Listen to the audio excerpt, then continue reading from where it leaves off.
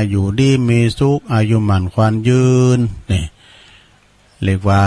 ได้มีสุขภาพพลานามัยสมบูรณ์แข็งแรงหน้าแดงแสงวัดวาอารามนี่ก็เป็นตีสิ่งที่โดมนำจิตนำใจกันเปิ่นไปวัดไปว่าบองพองเปิ่นหูเปิ่นก็เข้าไปในวัดแล้วก็เข้าไปไหว้พระเจ้าลงในวิหารก่อนไอ้น่ะแต่ถ้าว่าเปิ่นไขมันตูลาไว้ก่อนนี่เปิ่นไปงานศพไปป่าเหี่ยวป่าจ้ามานี่เป็นหลดเป็นล่าเป็นคุณก็ตามลูกป่าเหี่ยวป่าจ้าเปิ้นจะเอาเข้าไปวัดได้ก่อนว่านะเข้าไปวัด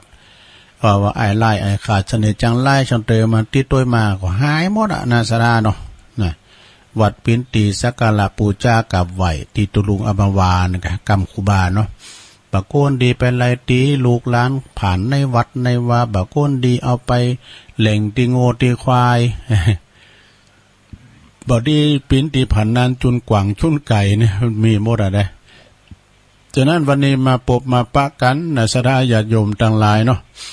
เป็นวันเสาร์น่ะสุกเอาเราเสาเอาหน่วยเสาหาวันนี้ศักดิ์สิทธิ์เนอะสราญาติโยมทั้งหลายเสาหาเนี่ยนะวันที่หาแล้วก็เสาหาเนาะเดินกันยายนโอ้วันเวลาลงเลยผ่านมาเนี่ยเอามาเกิดว่าโอ้กดตัวลงไปว่าประกาศยังมึนล่ำเลิศแต้มได้ให้มึนอยู่นี่อ่ะยังมึน12 กันยาเนี่ยก็ติดหน้านี่แล้วเนี่ยเสาหน้าเนี่ยเพิ่นจะถึงแล้วสะท่า12 กันยานาทีนัดปบปะกันตีวัดน้ำบ่อเสาวาเนี่ยเนาะเปิ้นกะเปิ้นเกมกันแน่นนาแล้วโอ้ยปีน้องตั้งเสาหินเปิ้นก็จะไปสีโบบานแล้วก็สถานหลายตีหลายตั้งเรื่อยไปกันเป็นกันนะกันนาโอ้มันเป็นคืนบุญแต่รู้เนี่ยเนาะสถานเอาก็ซุมฟังเหมือนกันซุมฟังที่เปิ้นจัดรายการเพลงนะว่าแฟนครับเปิ้นก็มีหนักเด้อโอ้อันนี้ก็ฝากเพลงอ่ะเปิ้นก็ฝากเพลงกันเหมือนกันน่ะแล้วก็แต่งเฮานี่เปิ้นฟังเป็นครอบครัวใหญ่จะไปกินหันจะไปตานที่นี่นะโอ้เปิ้นโลมโตกันน่ะเนาะลานวัดที่นำบ่อเสาวานี่จะติมไปด้วยผู้คนน่ะเนาะตันใดก็จะมาเวงป่าเป่าแถมเมาหลดบั่นให้เป็น2 กัน3 กันปอบุญเย็นก็เนาะปอบุญเย็นวิชาเถินอันเป็นผู้ฟังแล้วก็อาวุโสกำลังจิตกำลังใจลูกหลานตันเต่าไปกินไปตาลเปิ้นลุนบุกเบิกด้วยน่ะโอ้โหมก่อนเปิ้นจ้ากล้าแพ้จ้างบ่น่ะปอบุญเย็นนี่นะแม่กีฬาพันโมป้ออันนี้ผู้นำบุญแถมทันหนึ่งเมารถบัสรถเมย์มาก็เด้อนี่นะอันเนี้ยเนาะเอามาจุ่มกันขอมาทางดีอ่ะซะท่าเนาะมาถูกทางแล้วซะท่าหอมแต่ว่าไปตีห้องไปตีอบายามุกต่างๆปัจจัยมาสายบุญเนี่ยเด้อซะท่าเนี่ยมาถูกทางแล้ว เปิ้นกินโตกินเปิ้นตานโตตานเปิ้นไปโตไปปืดหูปืดตาเนาะโยมเด้อจะไปติดบ้านนี่ก็อยู่ก้ามบ้านกาจ้องไปตีไหนเปิดหูเปิดตาเปิดออกหาสังคมนี่ติดสังคมก็เอ้กันเอาเปิ้นกินเปิ้นตานไหนก็ไปแต่ก็เป็นตินาหันใจที่เปิ้นติดต่างติดเตงไปมันได้มันเป็นอย่างเด้อลงเด้อฟังเปิ้นถ่ายทอดหั่นนะเปิ้นก็จะเอาหูติบมาให้ฟัง เนาะเนี่ยศรัทธาญาติโยมเนาะคืนบุญนะลมโตกันง่ายกันมีวิทยุอ่ะโทก่อนในตุลุงก็ให้กาตีคืนดอยหล่อน่ะไปมันไกล6 กิโลละ กินของไงแล้วก็ว่าแถมว่าพี่น้องตั้งบ้านหง พี่น้องตั้งบ้านหงตั้งต้องไฟดอยเด่นก็เหล่ายาวไอ้นะเพิ่นจะมัดหอมกันเป็นกลุ่ม กินของง่ายเนี่ยต่างเท้าทำมัดตีอะไรนี้แล้วเพิ่นโทรมาฟังกันนะโตโร่มัดหอมเนี่ยโกดังเนี่ยบัดเดี๋ยวนี้เพิ่นออนไลน์ไปหลายตีอ่ะซะนะไปเมืองฟังดูลงกว่าฮู้เนาะ เป็นว่าอาจารย์เขาเปิ้นไปสัมภาษณ์ทำไมตีครับพระเดชพระคุณหลวงปอเนาะฟังตังปุ่นหน้าโทรมาแล้วนี่ดูออกแล้วกันนะเนี่ยโหก็ออกนั่นนี่ยื้อเดี๋ยวยินว่ามึงฟังไปไหนโอ้เป็นว่าเปิ้นออนไลน์ไปบ่เฮาก็ฮู้คิงเนาะ พี่น้องบ้านเฮาไปอยู่เมืองฟังหน้านุ่งสูงซองโทรมาเอี้ยนก็มันมีโทรศัพท์กันมีอันวิทยุไปหูจักให้บ่ได้เนาะ ฝอยไปหนักกระเดียวเอิญไปตั้งสถานีคืนบุญเราเกิดเนศรัทธาญาติโยมทั้งหลายขอบคุณสถานีต่างๆที่เปิ้นมีบุญคุณกับหูเฮาต่างหลายมีเปิ้นเฮาก็ได้ยินแล้วสถานีวิทยุเพื่อการศึกษาพระพุทธศาสนาและวัฒนธรรม FM 104.50 เมกะเฮิรตซ์วัดฝายหินอำเภอเมืองจังหวัดเชียงใหม่โดยเมตตาบารมีธรรมอาจารย์ท่านพระครูสมุวิสุวัฒน์วรกิจโจ อาจารย์ท่านพระครูเปิ้นก็เกี่ยวสัญญาณไปปิดติเรียบร้อยศรัทธาญาติโยมทั้งหลายไปป้อเปิ้นก็แบ่งให้ฟังเพลงตัว เพลงบาเก่าเนาะการทูลเขาเนี่ย แล้วก็ขอบคุณทางสถานีของคณะสงฆ์อำเภอฝางโดยเมตตาบารมีธรรมประดิษฐ์พระคุณหลวงปอพระครูสุจิตานุรักษ์ด็อกเตอร์เจ้าคณะอำเภอฝาง FM 100.25 เมกะเฮิรตซ์เนอตั้งอยู่ณที่วัดพระบาทอุดมน้ำบ่อสาวาสำนักวิปัสสนาเนาะตุปีจำเริญโจติมันโตเปิ้นก็เกี่ยวสัญญาณไปปิ้นตีเรียบร้อยแต่คืนแล้วเฮาก็ฟังเปิ้นเตดน้ำเตดธรรมนะเตดน้ำเตดธรรมแล้วก็เปิ้นได้สวดมนต์โดยแม่เขาก็ได้น้ำมนต์ไว้กินไว้ดื่มเนาะเป็นมังกรละเน้อศรัทธาญาติโยมอันนี้ก็ปิ้นตีปออกพอใจกับบรรดาศรัทธาญาติโยมดันหลายกันว่าเปิ้นอินเทอร์เน็ตกัมเดี๋ยวนี้ได้ยินหรือไม่มื้อน่ะตุลุงลองซุมฟังพอนะบัดเดี๋ยวนี้บ่ได้ยินเนอะศรัทธาเนอะเมืองฝางนี่นะเมืองฝางไฮแซปนะเปิ้นมีไผไปเกาะเกี่ยวสัญญาณเนาะบัดนี้พี่น้องเมืองฝางบ่ได้ยินเนอะแต่ว่าระบบที่วัดไฟเห็นนี่มีปัญหาเปิ้นเปิดเพลงบุตรโตกำเพลงออกคุณเฒ่าถึงโทนั่นเนาะถูกใจนี่สถานีวิทยุแดนดินถิ่นล้านนาโดยคุณรุจิสมบัติเงาคำตั้งอยู่ที่บ้านโฮงโงตำบลน้ำบ่อโลงเน้ออำเภอแสนป่าตองนะ103.50 แดนดินถิ่นล้านนาโตดังไปไกลเน้ออันนี้นะข้ามห้วยข้ามดอยไปแถวลำปางบุญเนาะแล้วก็สถานีวิทยุมนต์เสียงธรรมจากแม่แจ่มเน้อ106.25 โดยเมตตาบารมีธรรมหลวงพ่อพระครูมงคลวิสิทธิ์หลวงพ่อมงคลวิสิทธิ์นี่เป็นเจ้าคณะอำเภอแม่แจ่มจังหวัดบุพารามตำบลช่างเครื่องอำเภอแม่แจ่มเน้อขอบคุณไหวสาบารมีธรรมหลวงพ่อแล้วก็ตุปีอุทัยโดยเปิ้นก็เกี่ยวสัญญาณพระเจ้าหน้าที่เรียบร้อยแล้วก็สถานีวิทยุบ้านทุ่งเรดิโอปดมแม่เทียมวันพุทธวงศ์บ้านทุ่งเรดิโอ 89.50 เนอะอันนี้เพิ่นจะหับสัญญาณตี 4เมื่อก่อนนะตี 4ตี 5บ่พุ่น 7 โมงพุ่นนะแล้วก็มื้อแลงเพิ่นก็ถวายเวลานะถวายเวลาตั้งแต่ 3 โมงถึง 4 โมงเนาะแล้วก็ 98.75 คลื่นธรรมะเพื่อชุมชนวัดห้วยตองซักตำบลโขงเปาอำเภอจอมทองพระครูวาปีวรมานิตเน้อเจ้าอาวาสท่านอาจารย์ชวลิตชยวังโสเปิ้นก็เกาะเกี่ยวสัญญาณไปปิ้นตีเรียบร้อยแล้วก็น่านฟ้าเรดิโอ 101.75 นะเปิ้นก็จะหับสัญญาณตั้งแต่ตี 4เป็นต้นไปนะแล้วก็ระบบที่เปิ้นฟังกันตามอินเทอร์เน็ตกันยังไงนะเปิ้นก็ฟังกันไปได้ศรัทธาญาติโยมทั้งหลายเนาะฟังกันไปปิ้นตีเรียบร้อยศรัทธาตอนนี้ก็ไปละสถานี ตอนนี้ไปก็จะเข้าสู่ภาคศาสนาพิธีเด้อศรัทธาในเกมเด้อ เกมเข้าตอกดอกไม้เด้อน่ะเนาะสู่มาเข้าปีกหารก่อนแล้วเฮาก็จะมาอันนี้สู่มาเกี่ยวทั้ง3ที่เปิ้นใจในบ้านก่อนนะเนาะภายใดก็ว่าตัวนั้นได้ก่อนปิ้นยังแล้วเด้อศรัทธาเด้อตุลุงจะปิ้นน้ำปิ้นโหตัวใดก็พิษผมก็สู่มาโดยมันกัมพูจานนี่หอมได้นะกัมพูจานพอทั้งเสื้อนี่นะสูมาเข้าสูมาแก้วเจ้าทั้ง3วงเล็บใช้ในบ้านนี่นะ นะมาเมพุทธังกุณัสสะกัลลันตังนะมาเมธัมมังมุนิลาจาเตสิตังนะมาเมสังฆังมุนิลาจาสาวกังอัจจโยโนปันเตอาสักกัมมายาถาปัลเลยาถามูลาเหยาถาอากุสเลเยมมายังพุทธธัมมสังฆาสังฆาเตสุติลัตตันเนสุอาติเตวาปัจจุปันเนวะอวิวายะทิวัลละโหวากายเยนะวาวาจายะวัมมานัสสวะปะมะตังวะอากาละวังวะอากาสิมหาติสวายะถาธัมมังปฏิกาโลมาเต สังโนพันเต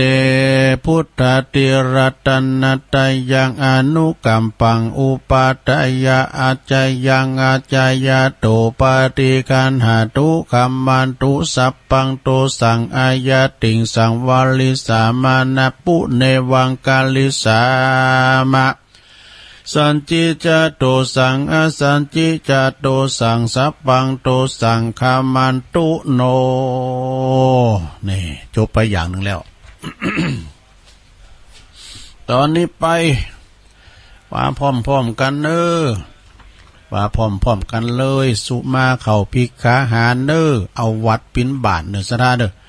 สมมติว่าเดี๋ยวนี้อีปออีแม่เขาเนาะอยู่วัด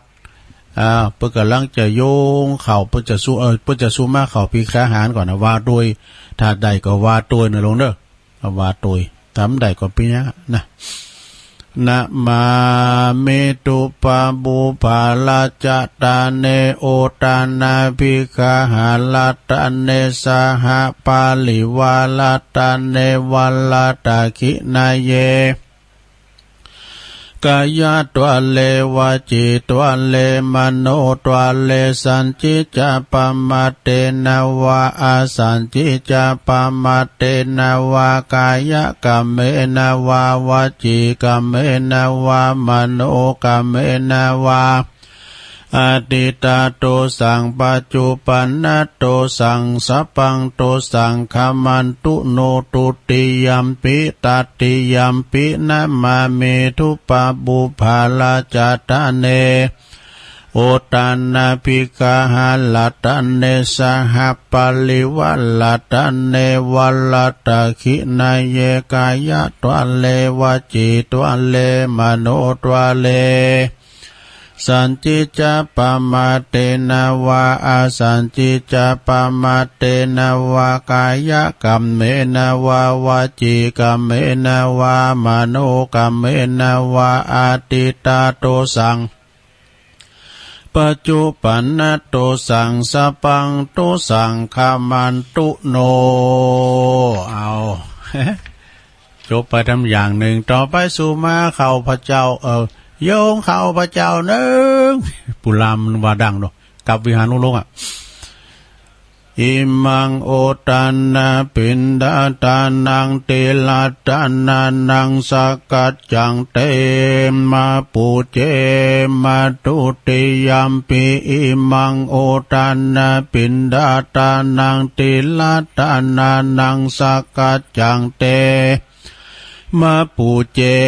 มาตติยัมปิอิมังโอตันนาปินดาตานังติลัตานานังสกัจจังเต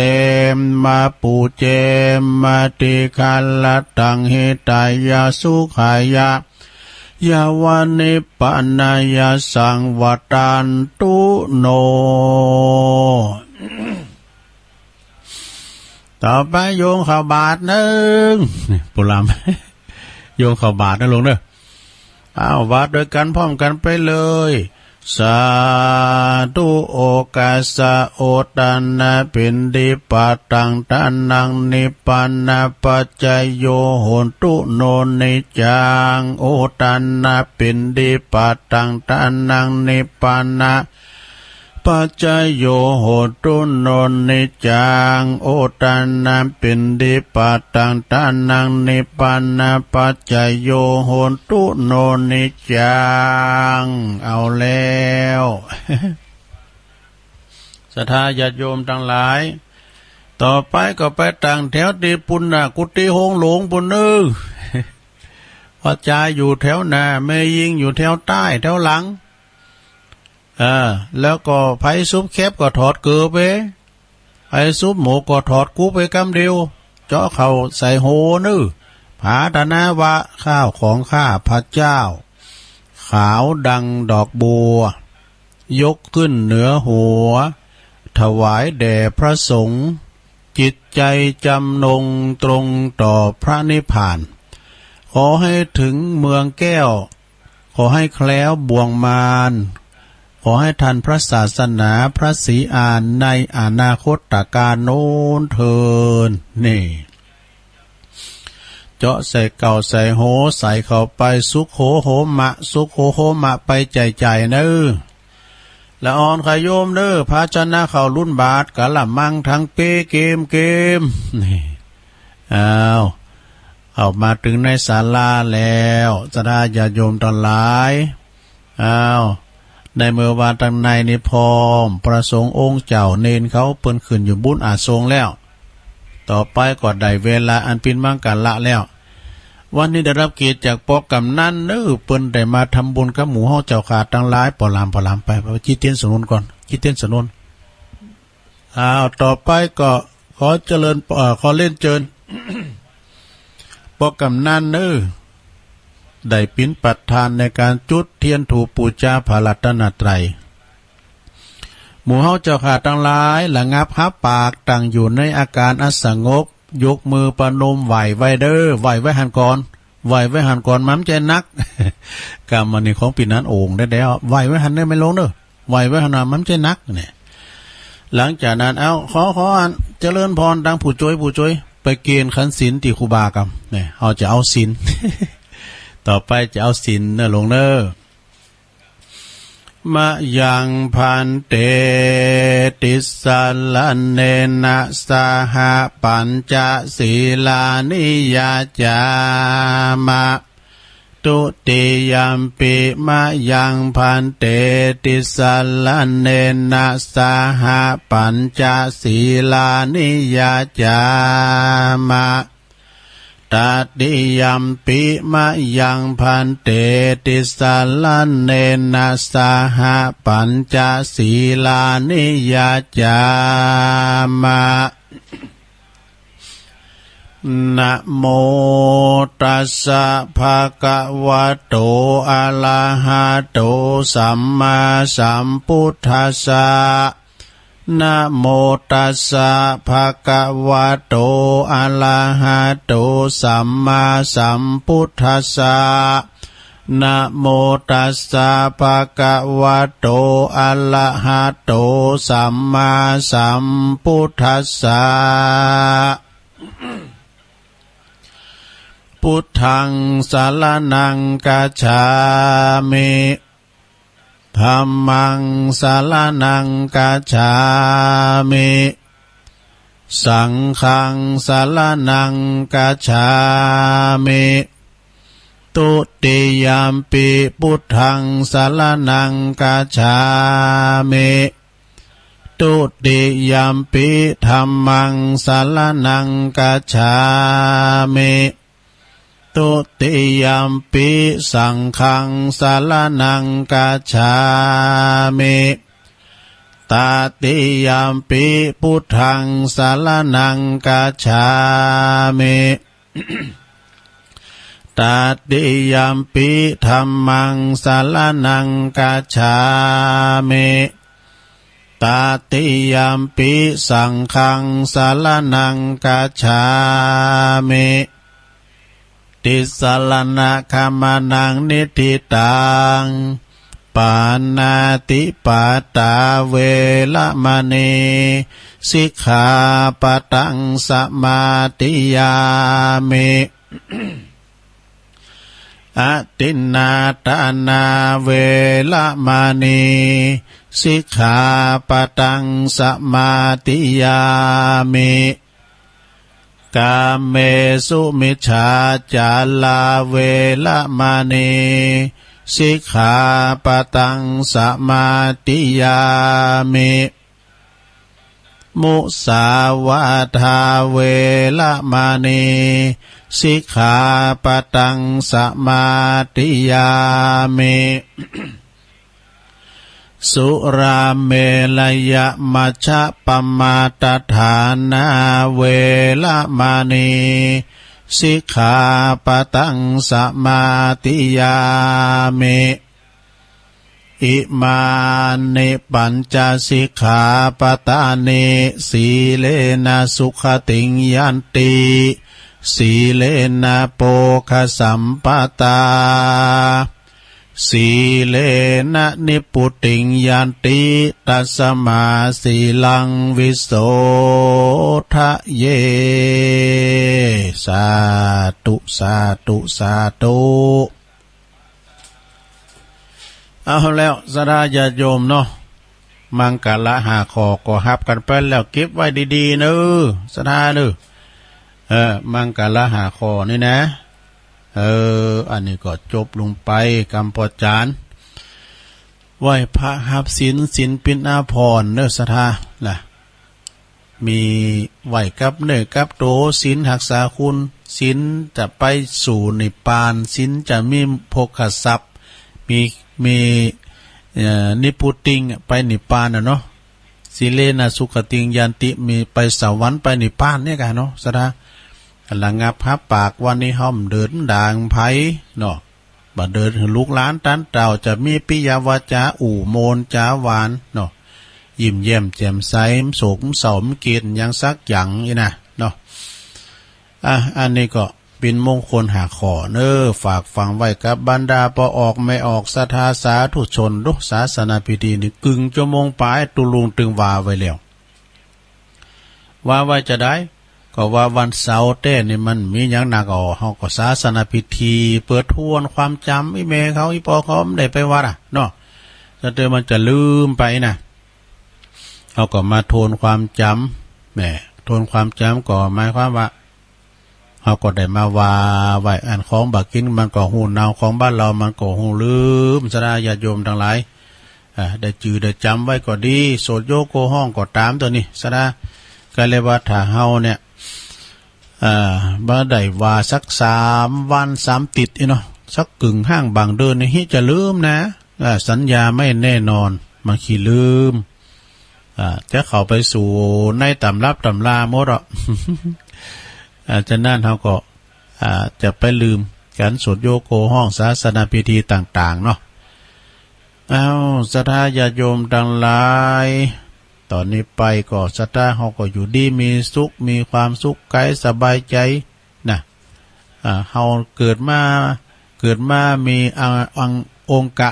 ครบถ้วน32ก็เป็นบุญแล้วศรัทธาญาติโยมทั้งหลายแต่บางคูณบางตันนี่นะศรัทธาโอ้หันในคลิปนะลงเด้อคลิปนี่ปลอมอย่างพวกนั้นน่ะเปิ้นมีแขน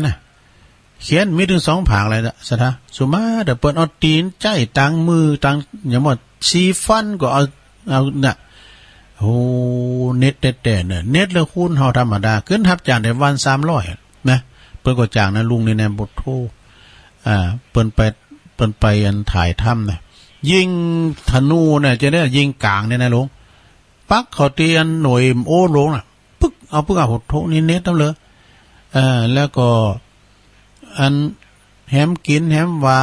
เอาสุมาเดไปจากยาได้ยานะเอานิ้วตีนกีบคอนี่เปิ้นเอากันมันใจใหญ่หรอกขึ้นทับจ่างแต่วันนึง250หรือ300 เป็นคู่สู่ชีวิตเนอะอันนี้นะได้กูยังแหมกินแหมว่ากินข้าวก็ใจสุมาใจตีนน่ะใจตีนใจแต้นมือนะอันนี้นี่เป็นความสามารถเฉพาะตนได้กะเปิ้นมีมือมีแขนนะโดนถึง2 ผากแล้วก็ขึ้นใจชีวิตอย่างสบายนะหับจ้างอ่างบายเปิ้นยังสู่ชีวิตนะซะได้เนาะสู่ชีวิตชีวาไปฉะนั้นก็จะไปท้อแท้มีมายิงอำคุณนึงแล้วก็เปิ้นมีแขนน่ะเนาะมีแขนมีมือน่ะ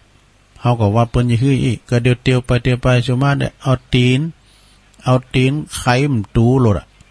ขับรถได้จะดีหรอเอาตีนครับขอทาเหมือนกันนั่นแหละ อันนี้ก็คนเปิ้นพิการเนาะคนที่เปิ้นด้อยตั้งนึงก็เด่นตั้งนึงนะสะทา เปิ้นก็สามารถที่ว่าสัมผัสทิพย์จ้ะเปิ้นฮู้นะสดาเนาะเปิ้นฮู้เต็กมือถือกล้ามหยังก็นี่ได้หมดแล้วก็เปิ้นมีพรสวรรค์อย่างนึงนะคุณที่เปิ้นพิการตั้งแข้งตั้งขาก็ดีนะตั้งหูตั้งตาก็ดีเปิ้นก็มีความสามารถเด่นด้อยตั้งนึงก็เด่นตั้งนึงเนาะพองก็แขนกูดขาห่านโปโตไม้กำแขนนี่แหละบนดินลำวงด้วย วันนั้นน่ะเปิ้นลำวงก็ลำวงด้วยเปิ้นน่ะเนาะโอ้อันนี้เนี่ยมันด้อยเด้อลำวงจัดงามนะโปโตเอาอันไม้กำยืนขึ้นไปเป็นกำกันแตกหมูนี่ก้านมันเลย ไฟง้อมาก็ปัดเนาะก็เปิ้นแตกหมูนะก็มีมวยหมูนะก้านมันเด้อ เอาทาเหมือนกันเลยเนาะเอาละสถาบัดเดี๋ยวนี้สังคมมันก็เป็นเปลี่ยนไปเนาะจะมาอีเมเขาอีปอเขาก็ไม่มีหยังหมู่เฮาทั้งหลายเนี่ยฟังกระซอน่ะนี่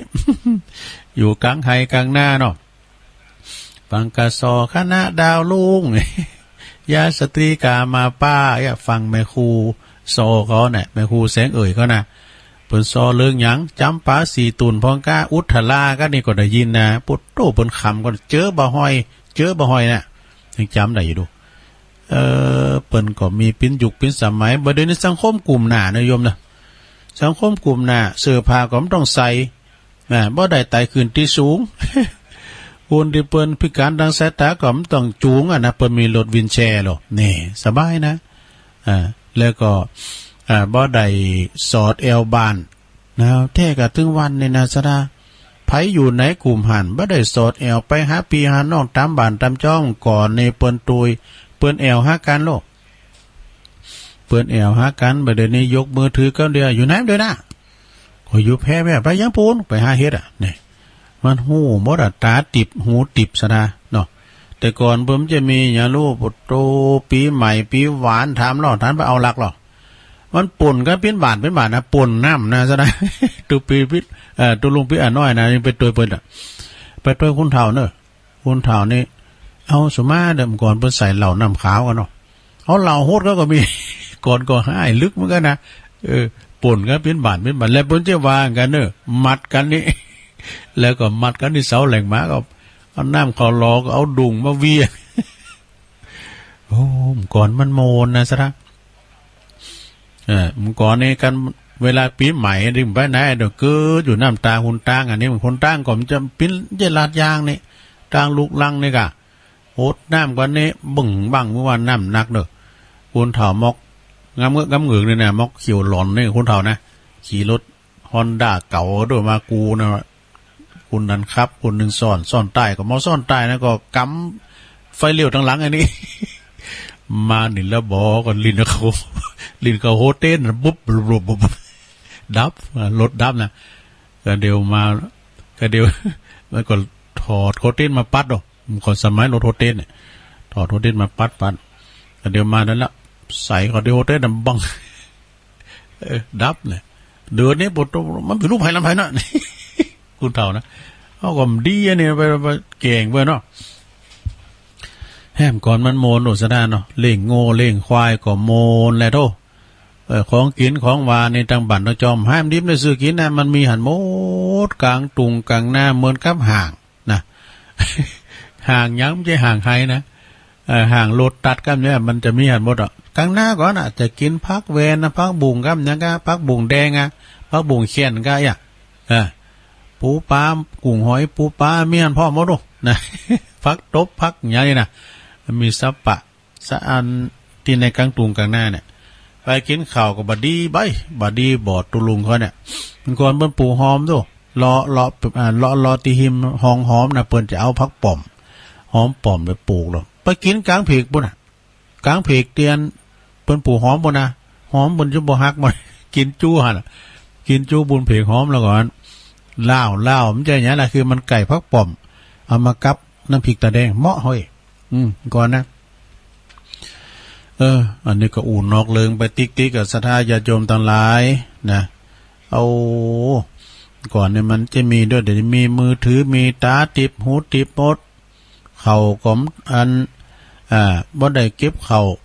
เก็บน้ำใส่เหล้าใส่หลองเนี่ยเพราะว่า เปิ้นขายเหล้าเข่าหมดซะนะเหล้าเข่าเหล้าร้องอย่างต่างๆนี่แม้แต่เวนล่อก้าเอ็นะคุละอ่อนมูจักก้าขัวเนาะเปิ้นเก็บไปไว้หมดเอางอนไทยก้าเผอไทยเนี่ยแต่ฝรั่งเปิ้นซื้อไปหมดถ้าเติบเปิ้นก็เอาเข้าพิพิธภัณฑ์บัดเดี๋ยวนี้หน้าก็ใครมีล่ะเปิ้นทุมตีทุมหน้าซื้อข้าวสารกินกันเนาะเพราะว่าก่อนนี้เฮินเฮาแต่ละหลังเนี่ยมันมีตึง5-6คุณเป็น10ปุ่นก็มีซะละลูกเต่าล้านลิ้นก่อนเปิ้นหลายเปิ้นอยู่ตอมกันโลกเดี๋ยวนี้มีลูกคน2คนเนี่ยแล้วเลยเลขย้ำกลุ่มเด้อมาหือแม่มันเลขใช่ไหมดูกูเลขสูแล้วเนี่ยใหญ่มากแล้วก็ลูกมันกูเลขเขาเนี่ยเลขล้านนะแม่แต่มันก็โมนนะลงเนาะอยู่กับลูกกับล้านนะโมนนะมันหายงอมแต่อยู่คนเดียวโดดเนี่ยมันก็งอมหน่อยเนาะเปิ้นก็ทุมตีทุมตั้งทุมไห้ทุมหน้าแปลงโกดังกาแปลงหอแปลงเฮินจัดสรรอย่างต่างๆเนาะก็แล้วแต่ตามยุคตามสมัยซะนะแฮมหน่อยนี่ข้าวก็มันต้องกินน่ะแต่มีอาหารแบบแคปซูลแบบมนุษย์ต่างดาวนะ เป็นแคปซูลวะนี่นะแฮมหน่อยนี่เปิ้นว่าจะบ่มีคุณลาวบ่มีคุณยองจะอุภาษาไทยหมดอนุรักษ์เด้ออนุรักษ์ภาษาเนาะอนุรักษ์ภาษานะสดาญาโยมทั้งหลายนะอย่างตุลุงแม่เนี่ยนะบางกอมกำก่อนเนี่ยบอกเปิ้นใครยอมรับกันบางหูเลิงเนี่ยตุต้นหนามันอวยหื้อเนี่ยนะเดี๋ยวนี้ก็ไข่ดักไปหอนี้เขาก็คือว่าตุลุงนี่ก็มาเสียงในฟิล์มนะมันจะมีการอนุรักษ์ภาษากับสดาญาโยมทั้งหลายเนาะเอาต่อไปเอาบทความนี้มาว่าก่อนจุดหมายของการเดินทางเนาะการเขาเดินทางเนี่ยต้องเข้มแข็งแล้วก็ต้องเก็มยังไว้พร้อมเนาะยุกยากำยังการเตียวต่างเนี่ยคุณเตียวต่างเนี่ยนะเป็นการออกกำลังกายเนาะแต่ว่าอันนี้เป็นเดินทางทั้งแบบหนึ่งเปิ้นบอกว่าวิธีชีวิตการเดินทางอาจจะบ่เหมือนกันเนี่ยแต่เป้าหมายคงจะคล้ายๆกันคือต้องการความสำเร็จการเดินทางของชีวิตบางคนก็เรียบง่ายเนอะแต่บางคนก็วุ่นวายตลอดชีวิตนะสถาบางคนสำเร็จสุขสมหวังแต่บางคนนั้นก็ผิดหวังทุกข์ท้อแท้นี่แต่แต่ทั้งหมดนั้นก็แต่ทั้งหมดในตีสำคัญก็คือความดีนะความดีแต่ก็จะเล็บง่ายหรือว่าวุ่นวายสำเร็จหรือว่าผิดหวังสุขหรือทุกข์ก็ขอหืออยู่ในเส้นทางของความดีแน่อยู่ในเส้นทางของความดีชีวิตยังจะต้องเดินทางจิตใจก็จะต้องมั่นคงแน่ความทุกข์นี่ก็ปัญหาอุปสรรคนี่ใจความทุกข์ปัญหาอุปสรรคเอาไว้เบื้องหลังเอาไว้เบื้องหลังอดทนเข้มแข็งก้าวเดินต่อไปหนทางยังไกลนะยังยาวไกลหนทางที่เราจะเดินไปไหนยังยาวไกลชีวิตเหมือนการเดินทางเรือนล่างเหมือนศาลาที่อยู่อาศัยเป็นว่านะมียังอีกมากมายที่จะต้องพบเจอความสุขความสำเร็จก็ยังรอคอยอยู่ตั้งหน้าก้าวเดินต่อไปเนี่ยหากว่าท่านยังมีความดีหากว่าท่านยังบ่ได้หากว่าท่านบ่ทำความดีแสวงหาสิ่งที่มีคุณค่าในวันนี้ท่านก็อาจจะต้องเสียดายและก็เดือดร้อนใจในภายหลังเนอะ หากว่าท่านยังลงติดกับการแต่งหน้าแต่งตาเนาะความสวยความงามไปนอกลุ่มลงกับเงินคำกำแก้วเงินทองลำรวยวันหน้าวันตาเนี่ยท่านอาจจะทำใจลำบากเนอะกับความพลัดพรากนะความแก่ความตายก็เป็นตีหน้าสงสารกึดพอก่อนว่าจะสายเกินไปนะจะสายเกินไปก็มันก็เดียวก็เต็งก็เดียวก็แดดก็เดียวก็ห้อนบ่ายบ่ไว้ก็ห้อนก็เนยหน่ายไปเนี่ยฉะนั้นก็เอาพระพุทธพระธรรมพระสงฆ์เป็นตีจังตีมันเกี่ยวเจ้าทั้ง3นี่นะเกี่ยวเจ้าทั้ง3นี่ก็พระพุทธพระธรรมนี่เป็นสิ่งที่มีคุณค่า มากมายเนอะสถามีอานุภาพพลังมีพลังตีสามารถเปลี่ยนแปลงอย่างอย่างหลายอย่างเนอะเปลี่ยนแปลงหลายอย่างถ้าเฮานำไปใจให้ถูกวิธีถูกเวลาก็ทำให้เกิดความสำเร็จได้อย่างว่าเกิดความเปลี่ยนความท้อแท้เนาะเปลี่ยนคนท้อแท้ให้เกิดความเข้มแข็งเข้มแข็งไว้ในสถานเด้อเข้มแข็งไว้นะต่อสู้ชีวิตกันต่อไปชีวิตยังไม่สิ้นก็ดิ้นกันไปนี่เปิ้นว่านะอย่างคุณที่เปิ้นเปรียบเทียบว่านะจะสถานเนาะเปรียบเทียบว่านะโอ้คุณนั้นเตียวไปเล่งโง่ถึงวันไปแพ้หุ่นตั้งหลดปุ่นแข็งแรงนะคุณเตียวเนี่ยมันออกกำลังโดเตียวไปแต่เสียวเดียวกันได้ทั้งคุณนึงอยู่กับหอกระเหินได้ไปไหนไม่ได้ออกกำลังโดก็ตุยนี่ โอ้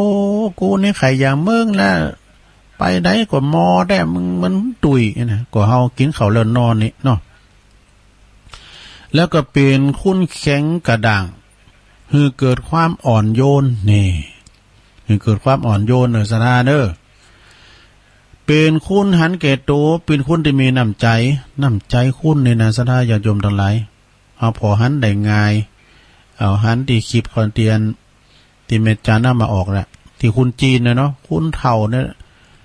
หาบเนาะจะไปกะไปขอกินกันเปิ้นก็เอา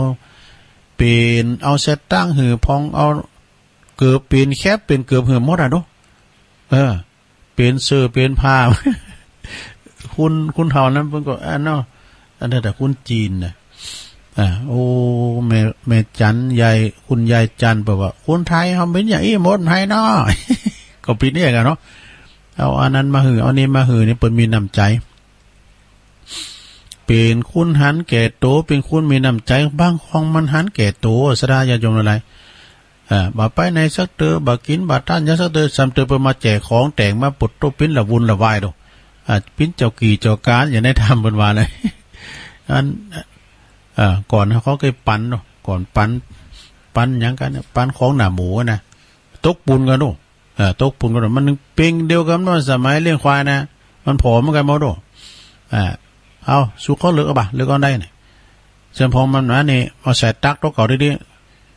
เอาใส่ตักดิกำเดียวสู้เอาได้นี่ฮะเอานี่ก็มั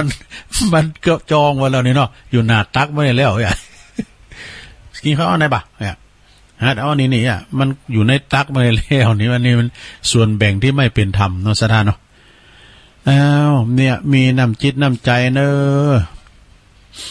น้ำจิตน้ำใจเนี่ยดีนักแลถ้าคุณเอาไปในแหล่งน้ำใจนะโอ้จะไปทางเดียวกันแต่ในเปิ้นเตียวจ้องย้องนะตีก็ทางเดียวกันไปด้วยกันประหยัดน้ำมันแบ่งปันน้ำใจนี่เตือนเนี่ยไปเปิ้นจะไปทางเดียวกันแต่เนี่ยเปิ้นจะขอขี่รถบ่คือขี่นี่เนาะโอ้ไปเดียวทางเดียวกันนั่นแหละคือไม่ขี่แล้วตุ๊แต่เวลามันวิดตกมันเป็นเจ็บกันก็ดึกคือเรื่องเฮาเนี่ยพิษอ่ะเนี่ยคือเกิดไปอ่านนี่เนาะ เปลี่ยนคุณเป็นคนชั่วจันไรมาเป็นคุณใจดีนี่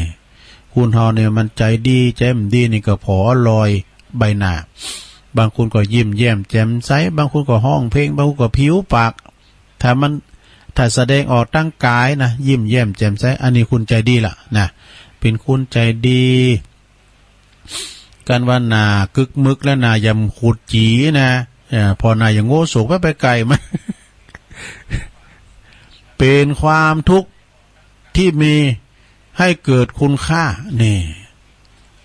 เกิดคุณค่าเนอะศรัทธาเนอะเปลี่ยนปัญหาให้เป็นปัญญาเนี่ยปัญหากับปัญญามันไก่กันนะเปลี่ยนคนธรรมดาให้เป็นพระอริยะนี่เปลี่ยนธรรมะให้เกิดความสงบสุขในสังคมนี่อันนี้เป็นคำพังเพยที่เป็นเปรียบเทียบไว้นะมีคำกรแถมหน่อยนึงนะคำกรนี่จะแต่งถุมหรูเนอะฟังนะอาจารย์นิพนธ์คำกรจากคืนวันผับผ่านม่านชีวิตกรรมลิขิตดีเลวเราก็เห็นจากวันนั้นถึงวันนี้ที่เราเป็นก่อกรรมเวรแก่เจ็บตายช่วย ใครช่วยเราเนี่ยการเกิดมาเถิดท่านวันทำวันนี้ให้มีค่าวันเวลาหาความจริงไม่ลุ่มหลงถึงร่ำรวยสวยงามก็ต้องปลงดูตรงๆลงที่ใจให้คิดดูจบ อันนี้เป็นคำกลอนเนาะสดาตีได้เอามาเล่าสู่จู้กันฟังสดาญาติโยมทั้งหลายเอ่ยเนาะเสาห้าวันนี้เป็นวันเสาร์สุขเอาเราเสาก็เอาหน่วยนะสดาญาติโยมทั้งหลายเอาอันนี้มาว่าทำกรรมหนึ่งเกินสถาเวลาตุลุงมันหลายหรอเนาะวันพุกนี้ได้พักได้ย่างโดมพุกนี้ได้ย่างให้กรรมเนาะเพราะว่าวันติดนี่ก็ฟังท่านพระครูวรธรรมนาถพระครูเปิ้นก็จะมาอูเอิญให้สถาได้ฟังกันจะมีงานตุลุงจะได้ไปจวยเนอะอาจารย์พระครูอภิวัฒนวิกรมตุลุงจะไปลืมเนอะอันนี้ของส่วนรวมถึงหมู่ถึงโมนถึงคณะสงฆ์หมดจะได้ไปจวยวันที่25นะ25นี่เปิ้นก็จะมีงานของคณะสงฆ์โดยเมตตาบารมีธรรมหลวงพ่อใหญ่เฮานะเจ้าคณะอำเภอรองอำเภอแล้วก็ถึงหมดปิ่นเจ้าภาพรวมกันจะได้ไปธรรมสัญจรบวรร่วมใจที่วัดหนองเหงคงแก้วอารามทั้ง3นะวัดหนองเหงวัดอาจารย์พระครูวรธรรมนาถโทวัดเปิ้นงามเด้อวิหารก็งามศาลาก็งามพระเจ้าเปิ้นก็งามในโบสถ์ในวิหารพระเจ้าเปิ้นก็งามตุหลวงเปิ้นก็งาม เนาะงามได้กะงามตึงน้ำจิตน้ำใจนะท่านพระครูวรธรรมนาถนี่นะปีเลี้ยงนี่เปิ้นปล่อยโลงน่ะสมาซุปแตดกับอันงานหยังก็วัดพุทธศรีคีรีกฐินน่ะแต่ตุลุงก็ยังมาเต้นอยู่เด้อตุลุงก็มาเต้นไอ้จอบุญช่วยเนาะแม่นกะไอ้จอบุญช่วยเอารถมาสูงโลโวยขนาดเอาอันนี้มาว่าทำกรรมเนื้อเกินวันพุธนี้เฮาก็มาฟังพระครูวรธรรมนาถเปิ้นจะมาเทศน์มรดกธรรมเปิ้นสวดกุนหลงเนาะสวดกุนหลงตุลุงนี่มันได้มันยาวโลตุลุงก็เอามาเยอะเนาะ พุทธคุณธรรมคุณสังฆคุณนะข้อคิดคำเมืองนี่อันนี้ของข้อคิดคำคมคารมตุลุงธรรมนี่ท่านพระครูพิสุทธิ์ธรรมสุนทรเจ้าอาวาสวัดบันใหม่หมู่1ตำบลนครเจดีย์อำเภอป่าซางเปิ้นหมอบผู้อย่างหลายอยู่เด้อติตุลุงจะเอามาว่านะเปิ้นอย่างหลายอยู่นะซะนะกรรมดีๆเท่านั้นตุปีธรรมในเปิ้นเป็นคุณที่ว่าใจยินนะใจยินแต่ใจดีมีกรรมห่อนกรรมให้หยังไผนะ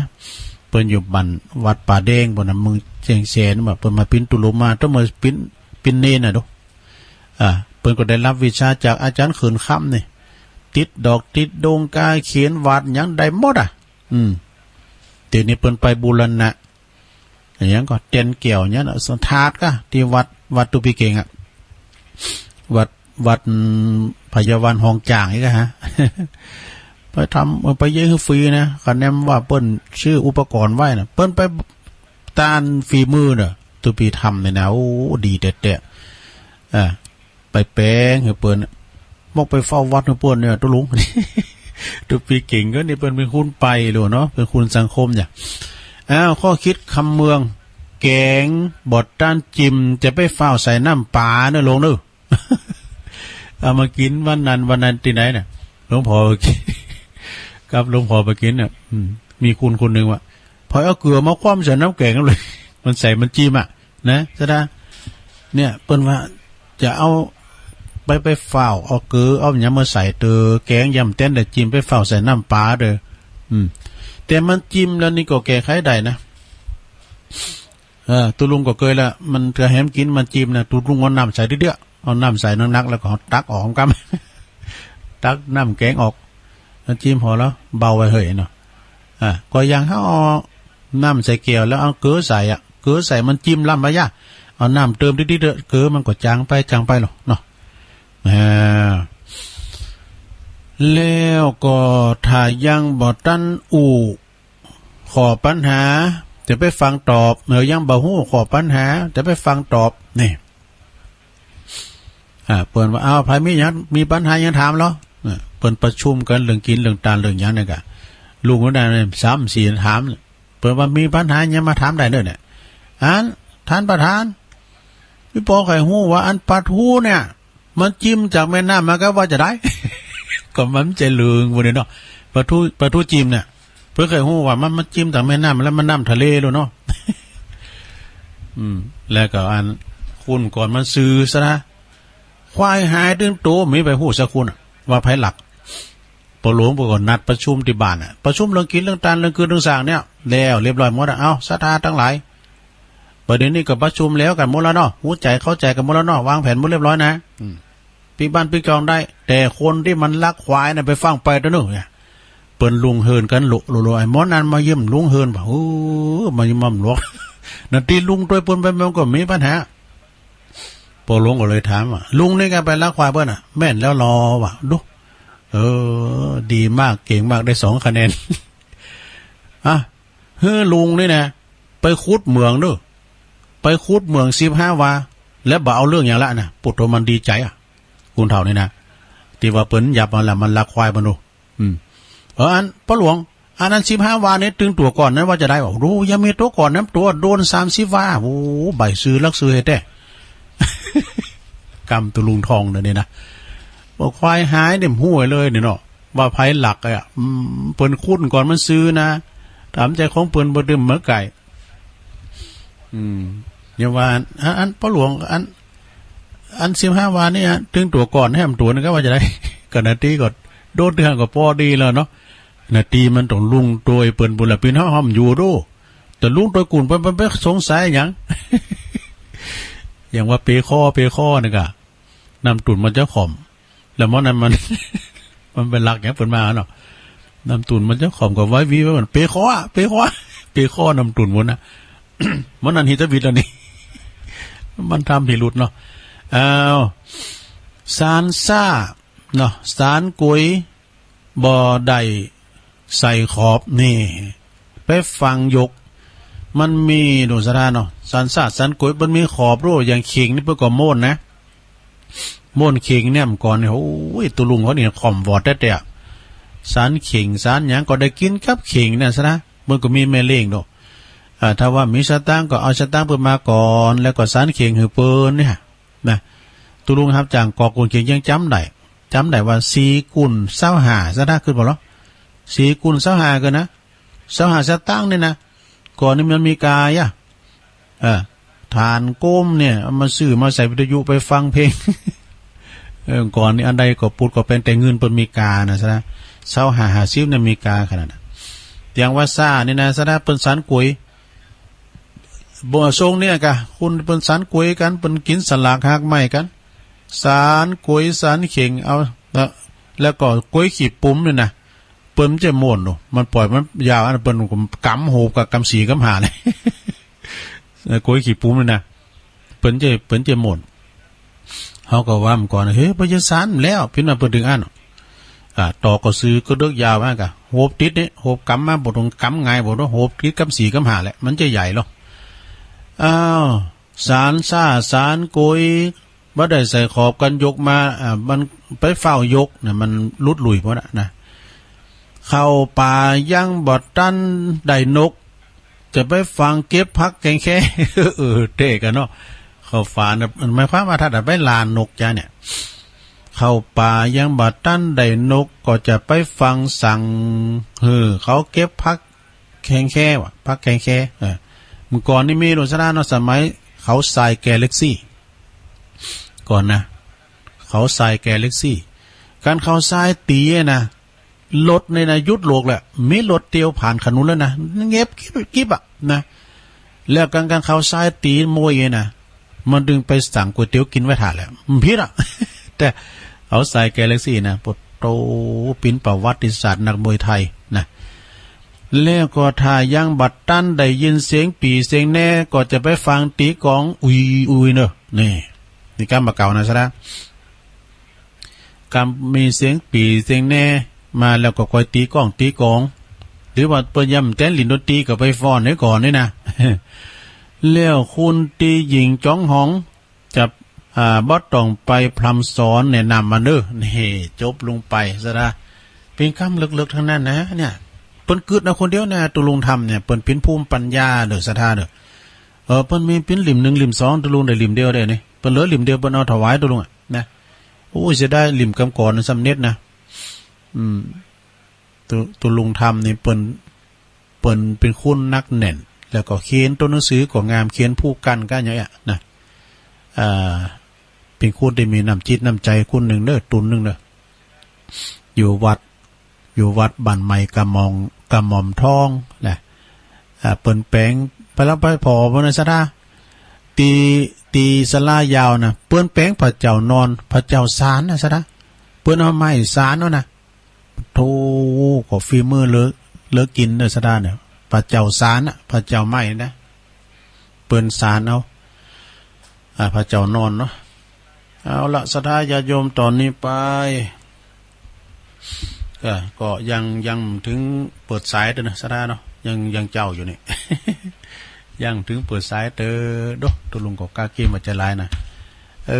บุกก็ฟังกันแถมฟังตุ้นใหม่กันไปเนาะฟังอาจารย์พระครูวรธรรมนาถเอาอันนี้มาวาดำก้ามหนึ่งเกินศรัทธานี่เอาเก่งอันนี้เอาจอประกาศดำก้ามเนาะคือหมายความว่าการเฮากินแทดกันหลายวันมันก็บาลำเหมือนกับเฮาว่าอันเก่ามันบ้าโมนมึนๆในร้อนในเตือนนี่ก็อย่างแกงพักอย่างงั้นจอประกาศได้กันเนาะกินมันแล้วมันก็ล้ำฟังอันใดมันเก่ามันก็โมนมึนๆในหยอดได้กันเนาะเก่าเหตุที่เป็นเศรษฐีเนี่ย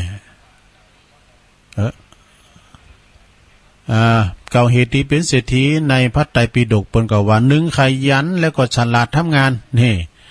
อันนี้ข้อ1นะซะนะขยันประหยัดอดทนเนี่ยมีเงินมีคำงานนักไม่เคยฆ่าคนก็ทำไปเถอะศรัทธาญาติโยมทั้งหลายโอ้ตุลุงก่อนก็ตุกบอดนะหาบหนอใหญ่พ่นนะกะ หาบหนอหาบเข้าเล้ากะอย่านะบาปอด่านก็แล้วก็มีความขยันทำงานอย่างฉลาดเนี่ยแล้วก็2ฮู้จักเก็บรักษาทรัพย์เนอะได้เงินได้ค่ำมาแล้วนะได้เงินได้ค่ำแล้วเนี่ยจะไปจะกินง่ายใจโอยไปหือเก็บอ้อมไว้พองเงินคำกำเกี่ยวเนี่ยเวลาเฮามีแล้วเนี่ยนะเอาไปฝากธนาคารปุ่นเนาะมันง่ายซะนะอย่าจงอะไรเฮาเส้นแก๊กเดียวเนี่ยบ่ดึงได้มาแล้วกันเฮาเอาหือเปิ้นยืมไม่น่าซะนะหั่นมื้อคืนตันวันใดเนอะนะเฮาไปถามตัวอ้อยนะมันไม่ใช่ใดนี่ก็เฮากำใบเอาไปที่ธนาคารก็เดียวนั่งรอก็ได้หน่อยก็เดี๋ยวเปิ้นห้องชื่อวันนี้เบิกมาละ 3,000 เนาะมันไงเก็บอดออมมาในโรงเด้อพี่น้องกันก็เหมือนกันแหละรุ่นนั้นเปิ้นว่าใครสู้เขาผิดกันนะเอาสตางค์ให้กันยืมแต่ว่ามันถึงผิดก็ถ้าแท้เนาะเอาสตางค์ให้กันยืมน่ะปิ้นมิดมือปิ้นยังบอกว่าปิ้นมิดมือยืมปิ้นศัตรูมือทงไง คบคนดีปิ้นมิดปิ้นสหายพอกัลยาณมิตรเนี่ยศรัทธามันมีเปินนะเปินแถบเปินเทมพอไปด้วยแล้วก็สีใจซับปอดีบ่ฟุ่งเฟื่อก่อนนี่นะปอเป็นเลยว่าพอเพียงหลีกเลี่ยงจากอบายมุขการพนันต่างๆนี่มันต้องหลินมันเนาะ6มีศรัทธาในพระพุทธเจ้าเจอว่าทำดีได้ดีทำชั่วได้ชั่ว7รักษาศีลให้บริสุทธิ์นี่ที่ตุลุงปันไปเจ้านะ8บริจาคทานอยู่เป็นนิดเนี่ยเวลาไปวัดไปว่าการเทศเนอะก็หอมประเดเนาะ5 บาท10 บาท9มีปัญญาในการดำเนินชีวิตนี่มีชีวิตมีปัญญาเนี่ยสดาเด้อมีปัญญาเดินชีวิตเราสัจญาปัญญานี่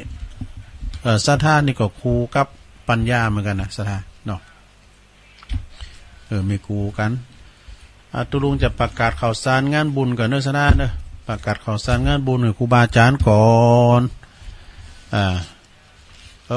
มีนิซองเนอะขอลืมไปมีนิซองว่าก่อนลืมประกาศเพิ่นน่ะลัดดากิติวงศ์นะเพิ่นเขียนเพิ่นฝากมาว่าฝากพอหน่อยมาลัดดากิติวงศ์อันนี้เปิ้นทำบุญทานไปหาไปเนี่ยปออินสวนแม่บวชตูมแม่บวชตูมกิติวงศ์นามสกุลของปลิงนรงค์ว่าน่ะนรงค์กิติวงศ์เนาะ และน้องกลอยสุจิตราจอมพันธ์โอ้จอมพันธ์นามสกุลปกำนันเทวินเนี่ยเทวินจอมพันธ์ขอบคุณเด้อ1 ซองนะอุทิศบุญกุศลไปหาปอดวงวิญญาณของปออินสวนแม่บัวตูมกิติวงศ์แล้วก็น้องกลอยสุจิตราจอมพันธ์เด้อจำนวน1 ซองบอกจำนวนไว้นะขอบคุณเด้อยินดีหลายๆอยู่ตั้งใดมุนเด้อต่อไปประกาศและข่าวสารงานบุญเนาะวันที่25ของคณะสงฆ์ธรรมสัญจรของอำเภอดอยหล่อเฮานี่จะมีขึ้นณที่วัดหนองเหียงตำบลสันติสุขอำเภอดอยหล่อโดยพระครูวรธรรมมานาถท่านพระอาจารย์สมศักดิ์นะซึ่งวันพุธนี่เปิ้นก็จะมาในเวลาเนี่ยนะซะนะเปิ้นก็จะมาออกรายการนะวันติดเนอะทุกวันอาทิตย์ฉะนั้นก็ไปกินเป็ดตานกันไปฟังเทศน์ฟังธรรมมีรางวัลแจกด้วยมีรถถีบมีหยังบ่ได้เป็นของสมณคุณสำหรับคุณฟังได้รับความเมตตาองค์เทศจากท่านพระครูประหลัดท่านองค์ชัยยาพลโนนักเทศเสียงทองจากป่าสร้างละปูนเด้อเพิ่นจะมาแสดงธรรมนะแจกของต้วยไปปากันไปอันนี้ระดับอำเภอเนอะคุณหลายเนอะสะดาเนอะไปชมบารมีวัดวาอารามของอาจารย์ท่านพระครูตุลุงเคยไปนอนล่ะนะเคยไปนอนจอยงานเพิ่นโอ้ตุปีเพิ่นใจดีเนอะกิจกรรมมีหมานัดปีแล้วนี่ก็โบสถ์เน้นพักร้อนแถมเนี่ยเปิ้นไปลุงหันโมดเพราะว่าศรัทธาพี่น้องต่างน้องเฮงน้องหอยเนาะน้องหอยว่าอันนี่กะวัดน้องเฮงแม่น่ะกะน้องเฮงตำบลสันติสุขนะเปิ้นช่วยกันดีนะก็ไปลืมเด้อแล้วก็วันที่10 ตุลาก็กฐินวัดน้องเฮงเหมือนกัน10 ตุลานะพระจะไปโลมทำบุญกับท่านพระครูวรธรรมนาถได้เปิดแปลงต่อเติมศาลานะที่วัดหนองเฮงก็จะมีกฐินวันที่10 ตุลาเนอะแล้วก็12 กันยาวัดผาหมอนี่เปิดจะมีการวางศิลาฤกษ์ของพระธาตุเจดีย์นะ12 กันยานะโดยมีท่านพระครูปลัดบดินทร์ศีลสังวโรอาจารย์เบิ้มพร้อมกับคณะสัตยาติโยมนะก็พากันไปเนอะวัดผาหมอนนะ14 ตุลาก็งานสลากประจำปีงานสลากหลวงประจำปีของวัดพระพุทธบาทตากผ้าตำบลมะกอกอำเภอป่าซางเด้อปากันไปหลายๆเนาะศรัทธาญาติโยมพระจะไปออกโครงการเปิดเล่งเพลนด้วยนะแล้วประสงค์องค์เจ้านี่เปิ้นลดจำนวนเอาหมดตึงป่าซางแล้วต่างตีต่างแดนด้วยนะพระจะไปหับปิ้นจะพาขันข่าวกูร้อยขันละ50 บาทเด้อช่วยกันพันเนนหลายนะกาปัดผ้าบาทก็ตึงนักอยู่แล้วเกือบ100ตุเจ้ามี40 ปลายเนนมี50 ปลายเป็น100นะสดาคุณบานทั้งนู้นฉะนั้นก็ไปกินไปต่างกัน14 ตุลาเนี่ยไปปะกันที่วัดพระพุทธบาทตากผ้าอำเภอป่าซางพระเดชพระคุณหลวงพ่อท่านเจ้าคุณพระพุทธบาทพิทักษ์นะเจ้าคณะอำเภอป่าซางแล้วก็เจ้าวาดวัดพระพุทธบาทตากผ้าพระอารามหลวงนี่6 กันยาก็สลากภัตตาหารที่วัดดงฤาษีอำเภอบ้านโฮ่งอันนี้เปิ้นจะมีสลากภัตตาหารเด้อข้อมูลโดยคุณแม่เอื้องไพรชัยยองฝากประกาศมาเนาะตุปีออฟเขานะเปิ้นโลวัดดงฤาษีนี่งามนะซะท่าหอธรรมกับหอไตรน่ะงามนะตุลุงผมได้ไปมื้อน่ะก็ไปกินไปตาน6 กันยาเนี่ยที่วัดดงฤาษีแล้วก็20 กันยาก็ตานตุนเงินที่วัดท่าช้างทุ่งปีแม่วางบุญอันนี้ก็ข้อมูลโดยคุณแม่สุทัศน์ดีมูลนะฝากประกาศ20 กันยาเด้อ20 กันยาก็ตุนเงินที่วัดตาจ่างแม่วางบุญนะ10 กันยาก็มีงานมีงานตานสังโลงเด้อที่วัดอินทขินข้างๆอำเภอป่าซางนะพระจะไปรับเป็นเจ้าภาพสลากโจกนะ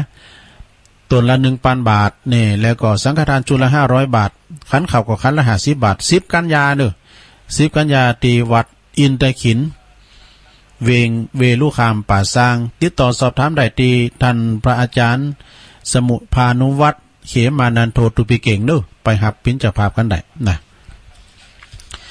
วัดโพธิมงคลอำเภอพระ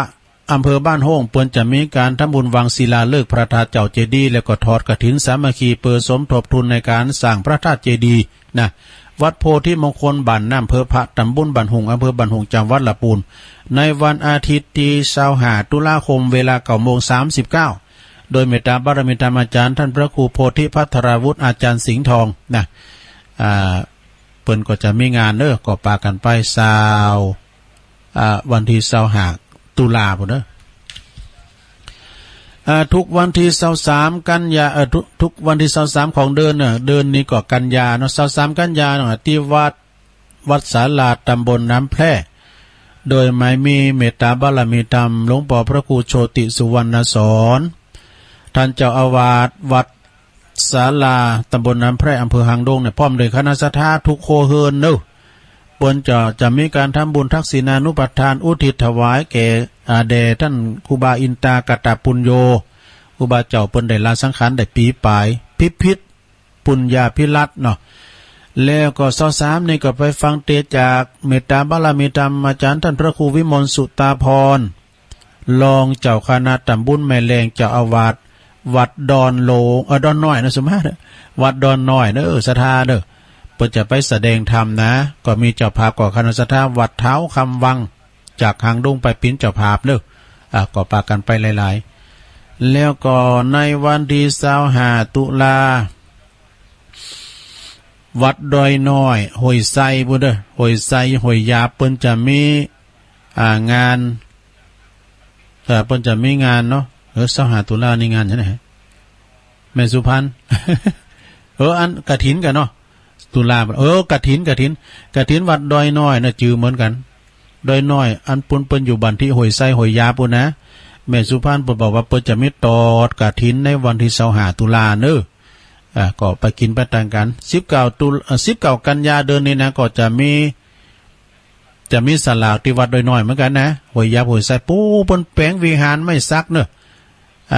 แปลงวิหารสั่งวิหารไม่ซักโดยราคาหลาย10 ล้าน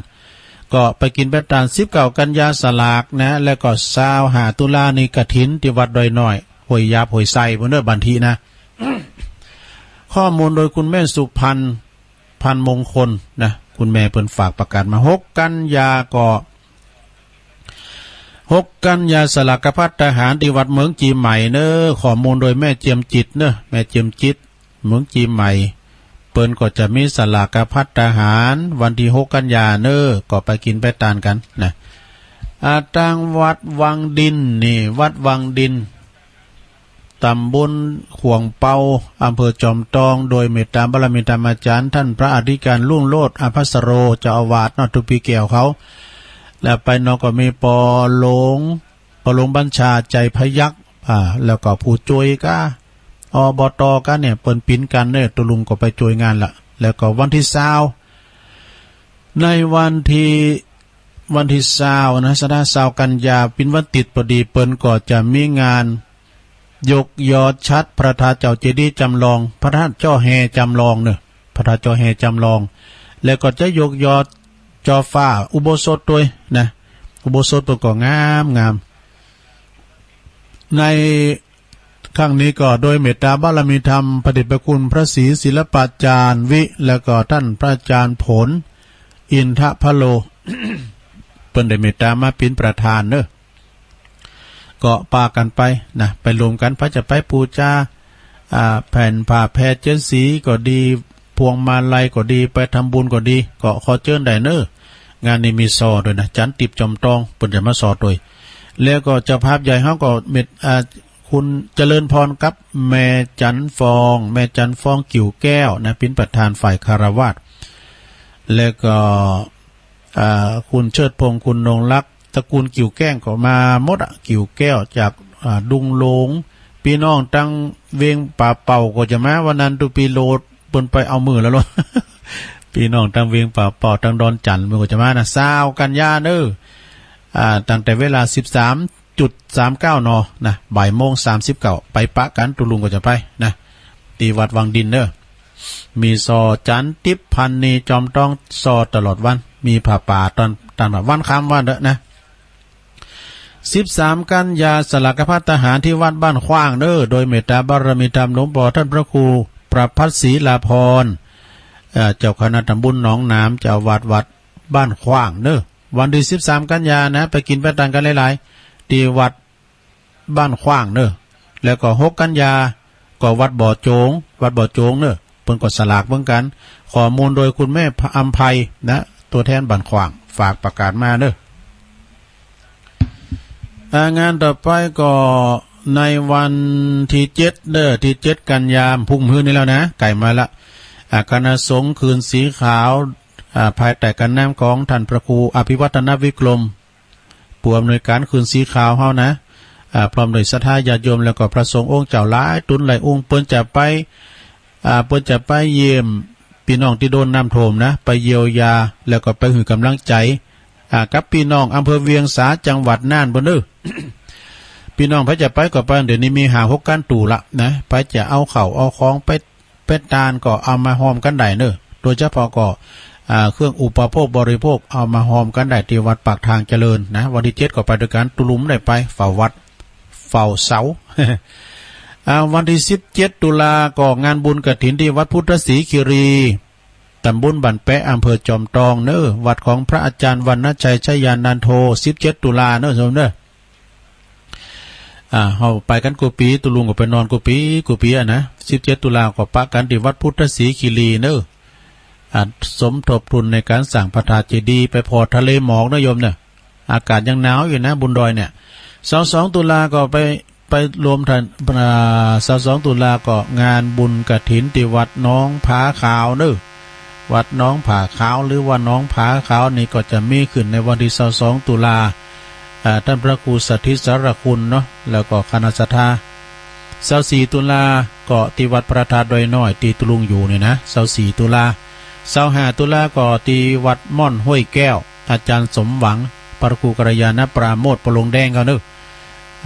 ปนนั้นทิศเขา25ตุลาเน้อเปิดจะบรรจุหัวใจพระเจ้าพระประธานในวิหารหลวงโดยงานบุญใหญ่เน้อ10ตุลาก็ตีวัดจ้างกำเน้อตำบลมะกอกอำเภอป่าซางนะท่านพระมหาประสิทธิ์ธรรมาภินันโทเปิ้นจะมีขึ้นในวันที่10ตุลาเน้ออันนี้ก็กฐินเหมือนกันที่วัดจ้างกำ10ตุลาต่อไปก็เป็นงานโทรไป6ตุลาแล้วเด้อ6ตุลานี่ก็งานสังฆทานที่วัดหลังถ้ำวัดหลังถ้ำก็ตำบลซองแควอำเภอดอยหล่อท่านอาจารย์นลินตุปินนลินนะแล้วก็ตั้งโปรแกรมนั้นมานิดแดงเมืองแม่ครูแสงเอ้ยสุริยมนเขาแม่ครูซอเขา ผู้หมวดวัดเขาเนาะ13กันยาก็สละโหโขงเนอะโหโขงตำบลซองแควเหมือนกันนะฮะเปิ้นกดตานสังเหมือนกันเด้อปนกดตานสังเขาปีนั้นแหวงเขาเนาะตั้งปีนั้นสุทัศน์นี่ก็ปินปอดจานโดยติพูนนะปินจานโดยปินสอทอโดยปินโคซกได้ตลอดหมด13กันยาที่วัดโบสถ์น้ำดิบเปิ้นตานตุนเงินเด้อ13กันยาตานตุนเงินที่วัดโบสถ์น้ำดิบวัดของท่านพระครูประหลัดท่านพระครูประหลัดท่านนงชัยยาพาลาโนนะ13กันยาก็ไปกินไปต่างกันตุนเงินนะตอนบ่ายตอนแรงก็มี6กันยาก็ไปปักกันที่วัดดงนิมิตนำดิบน้อยนะสังฆทานเหมือนกันนะนำดิบน้อยนี่เปิ้นปินกัน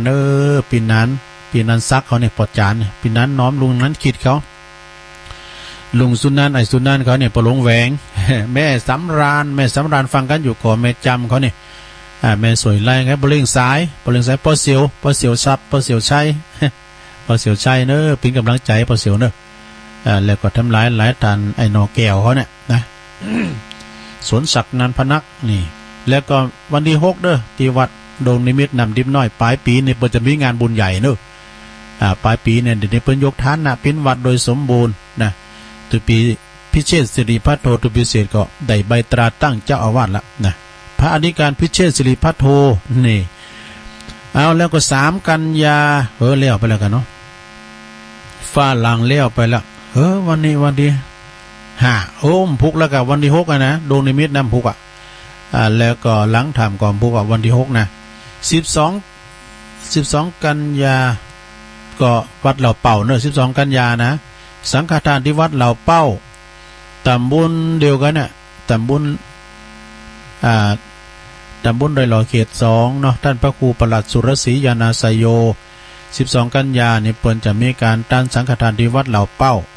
ต่อไปมาตามนี้19กันยาจะร้องการ์ดตั้งเจ้าอาวาสวัดป่าสร้างหน่อยเนอะตุปินก แต่ตำบลบ้านแป้นอำเภอเมืองจังหวัดลำพูนมีแข่งกองลงล้านนาโดย19กันยาเด้อตุลุงจะไปฟังกองก่อนเนาะหุมกองเหมือนกันนะ19กันยาเนี่ยฉลองตราตั้งเจ้าอาวาสวัดป่าสร้างหน่อยตำบลบ้านแป้นอำเภอป่าสร้างอำเภอเมืองจังหวัดลำพูนนะมีแข่งกองลงล้านนาโดยวันคำไปแต่ไปออกโครงการพระจะไปหับสังติดต่อใดเนอที่ท่านเจ้าอาวาสตุปินกนะอันนี้ข้อมูลโดยแม่ดีสุวรรณล้อมฝากประกาศมา12กันยาก็ประการตีวัดพระบาทอุดมนี่อันนี้ถึงประกาศถึงวันนะไปแจกของด้วยแล้วก็พระสงฆ์ที่เปิดออกรายการก็จะไปกันหลายก็หลายตุนอยู่ตังเวียงป่าเป่าตัวตังในเมืองโดยท่านพระครูใบดิกาประเสริฐประสันโนไอนงอภิญญาเขาก็ไปนะตังในเมืองแล้วก็ไวสาเนี่ยมูลตังพี6ตัวด้วยเนอะ ตังพี6ตัวโดยปดุลเขาแต่ไปหลายอยู่ด้วยปดุลเขาตังบันตองไฟด้วยเด่นนะตังปุ่นก็ไปหลายอยู่นะตังเมนงลักเขาตังเหล่ายาวตังนี้ก็ไปกันหลายปักกันไปเนอะแม่อัมภัยเขาหรือว่าแม่อัมพาพันชัยเมืองยองเนี่ยปากันไป12กันยาก็เขาก็มก4 โมง5 โมงนี่ก็ออกเดินทางกันเนาะไปกันแบบสบายไปคิดขอตอนปุ่นนึก12กันยาไปปักกันที่วัดพระบาทอุดมน้ำบ่อสาวาโดยเมตตาบารมีธรรมหลวงพ่อใหญ่เฮานะท่านพระเดชพระคุณหลวงพ่อท่านพระครูสุจิตานุรักษ์ด็อกเตอร์นี่เจ้าภาพใหญ่เนอะนะไปจะไปหับปิ้นเจ้าภาพโครงตานกาไปจะไปหับปิ้นเจ้าภาพอันนั้นอันนี้ก็ไปมีอย่างก็เอาไปจุไปหอมกันเนอะโยมเนอะมีตื่นโลงก้าตุ่มไข่ก็ มีหอมบูหอมขาวหอมแดงก็ไปในโปรเล่งลงเนอะ อันนี้ก็ขอเชิญรวมทำบุญปิ้นเจ้าภาพแล้วก็ฟังเทศมหาชาตินานาชาติ7 เชียงด้วยกันเนอะอันนี้เปิดสมทบทุนในการกองทุนพระกีฬานุปถากเนอะแล้วก็กองทุนศึกษาของพันเนนกำหนดก็วันที่19กันยา63เวลา9 โมงถึง4 โมงเย็นนะไปฟังกันได้ที่วัดเจ็ดยอดเนอะแม่เจ็ดยอดแม่เจ็ดยอดแม่เจ็ดยอดนี่แฟนรายการอยู่นะปุ่นวัดเจ็ดยอดพระอารามหลวงเนอะวัดของหลวงพ่อเจ้าคณะจังหวัดนะพระเทพปริยัตินะประเดชพระคุณหลวงพ่อพระเทพปริยัติก็เพิ่นจะมีงานเทศมหาชาตินะ7 เชียงด้วยกันเทศมหาชาตินานาชาติโอ้แต่มีแถวเจียงตุงปุ่นมานะเจียงตุงเนี่ยเปิ้นเทศโมนเทศทำนาโมตัสสะภะคะวะประกาศตะเฮียนเปิ้นเนาะ7 เชียงนะวันที่19วันที่20 2 วันเนอะกันยาเนี่ยเวลา9 โมงถึง4 โมงเย็นยอดปัจจัยสมทบทุนนะกองทุนพระกีฬานุปถากพระกีฬานุปถากก็คือพระอสมนั่นเองนะอย่างหลายปีนี่ก็ท่านอาจารย์พระศิลป์ฐานวุฒโธวัดกู่แก้วนี่เป็นประธานอำเภอกันเนาะ ทางซ้ายทางบันหงก็ตุปีแดงเขาน่ะแม่นบ่กะพระกีฬานุปถากอสม แล้วก็ตุปีโอมเนาะทุ่งโป่งแม่นบ่กะเนาะเอาละศรัทธาญาติโยมทั้งหลายมีแฮมอยู่ก็ให้ถ้าว่าผิดพลาดประการใดก็สุมาอภัยโดยเนอะศรัทธาเนอะถึงเวลาละปดตัว4 โมงครึ่งพอดีเหลียวพอนาฬิกาถึงเวลา3 นาที อาจจะเปิดสายไกลเข้ามาเลยเจริญปอนวิชาทุกวิทยุมันดังวิทูดักอะแม่ฟ้องอะเจ้าแต่ตั้งตุลุงดักเนอะตุลุงก็ว่าไปเลยๆอ่ะจนจบเวลาตุลุงประคับประคองเวลาแม่จันฟ้องขอบคุณหลายๆเนอะปงดอนเจ้ห่มสาธุอันนี้แจ้ห่มมาได้ยินแล้วเจริญปอนเมืองฟังก่อนจะได้ยินนะเมืองฟังก่อนดักต้องมือยำแหลกเจริญปอนฮะหายไปแล้วดักแม่อยู่ไหนอยู่ไหนอยู่บ้านที่ซ่อนเจ้ามันดักแล้วก่อนเนี่ยแม่แจ้ห่มกันแล้วแม่ฟองกับว่าดักนะได้ยินเจซ่อนเนาะบ้านที่ซ่อนบันทีนะเจ้าเจซ่อนบันทีอะบันทีเนาะเจ้าดักไปเลยอ่ะดักไปแล้วโอ้ดอกกระเดบนแปลงอยู่นะอาจารย์วิสุวัฒน์แปลงอยู่เนาะเล็กลงดอยแล้วกันดักไป10,000แล้วกะ10,000แล้วนี่ทั้งตุลุงเขาดักแหละตุลุงดักโอบขึ้นทั้งหลังกันหรอ อาจจะเป็นต้นตำรับมันเนาะแต่เดี๋ยวเปิ้นแปลงอยู่อาจารย์วิศวัตเปิ้นแปลงอยู่เนาะเจสอนบันทิดักไปหมื่นแล้วกะมึนเลยปีหยังเนาะแต่เดี๋ยวเปิ้นจะแปลงเด้ออาจารย์เปิ้นจะแปลงแม่เพียนว่าไปเลยดาวสาเจ้าแสงไฟสว่างตาแสงพระพาสว่างใจสว่างตาได้แสงไฟสว่างใจได้แสงธรรมเจ้าชัดเจนได้ก็แปดชัดเจนแล้วจะลงเด้อนั่นก็เป็นมีปัญหาเฮ้ยมีปัญหาจ้าจะลุงเข้าหัวก็จะลุงอู้เรื่องรักควายนะคะฮะจะลุงอู้เรื่องรักควายก็มานั่งซื้ออย่างนี้ใบซื้อลักซื้อละนะจ๊ะอย่ามาบาต้นตัวก่อนเน้มโตอยู่ในนอกเลยโดน30ว่ากันยืดแต่ในถ้าเข้าหัวนะคะทุลุงเอาฟังเย็นๆนึกแล้วจะทุลุงเด้อเสียดายเจ้าเมืองฟางไม่ได้ยินนะกะเมืองฟางแล้วก่อนพี่น้องตังนี่ก็ไม่ได้ยินเจริญปอนไม่ทราบครับน้องเบี้ยวมาแล้วฟังด้านฟ้าเรดิโอครับนะกะไหลไปเน้อสดาเน้อฟังนานฟ้าเน้อไหลหาซอหาซอหาเฮ็ดถอบทั้งเหล่านึงเหล่านี้มีก็ไปทั้งป่านึงถ้าเฮาบ่ซ้อหาเฮาอยู่ที่เก่าก็ไปหมุนไปคุณเฒ่าจะได้เปิ้นจึงอยู่ที่เก่านะซ้อหาเด้อซ้อหากูอันเก่าหายตัวฉันถามว่านี่ก็ไหลหาเด้อลงเด้อไหลหาอย่างน้องเบียววานน่านฟ้าเรเลโอ101.75เด้อ101.75มีกำลังใจครับสาธุเน้อน้องเบี้ยวนักร้องผู้สื่อข่าวเขาไหลไปเด้อลงเด้อเจริญปอนเจ้าไอ้สาเจ้าใหญ่น้อยได้ยินคืนไหน103.5หงโง่เจ้าโฮงโง่แต่กันนะไหลพอแต่มันหรือมีลุงมันนิดมันหงมาว่า145นาทีแล้วอีกวันใหญ่น้อยกาดนัดเจ้าขอบคุณเด้ออนุญาตตรงนาทีนะเจ้าตำนานตลาดเข็มตอนนึงนะเจ้าแถมอีกตำนานเราขานกันว่ามีลูกนั่นนาอิจฉาไม่หน่อยบอกคนมีลูกนางก็มาคอยอิจฉาลูกหน่อยของนางชื่อพยายามว่าละปล่อยว่างชักขาลูกนางจนใจขาเตในต้องบัวเลือละไว้ขาลูกนางได้3คนส่วนนางเมน้อยนางก็ซับซ้อนลูกถึง3คนซ้ายขอลูกขาคนนางจะซ้ายขอพาทานหน้าผู้จัก3ขาลูกเกิดมาเป็นแมวบอกแก้วคือชูจักขาลูกมือใจส่วนนางเมลงมาเกิดเป็นไก่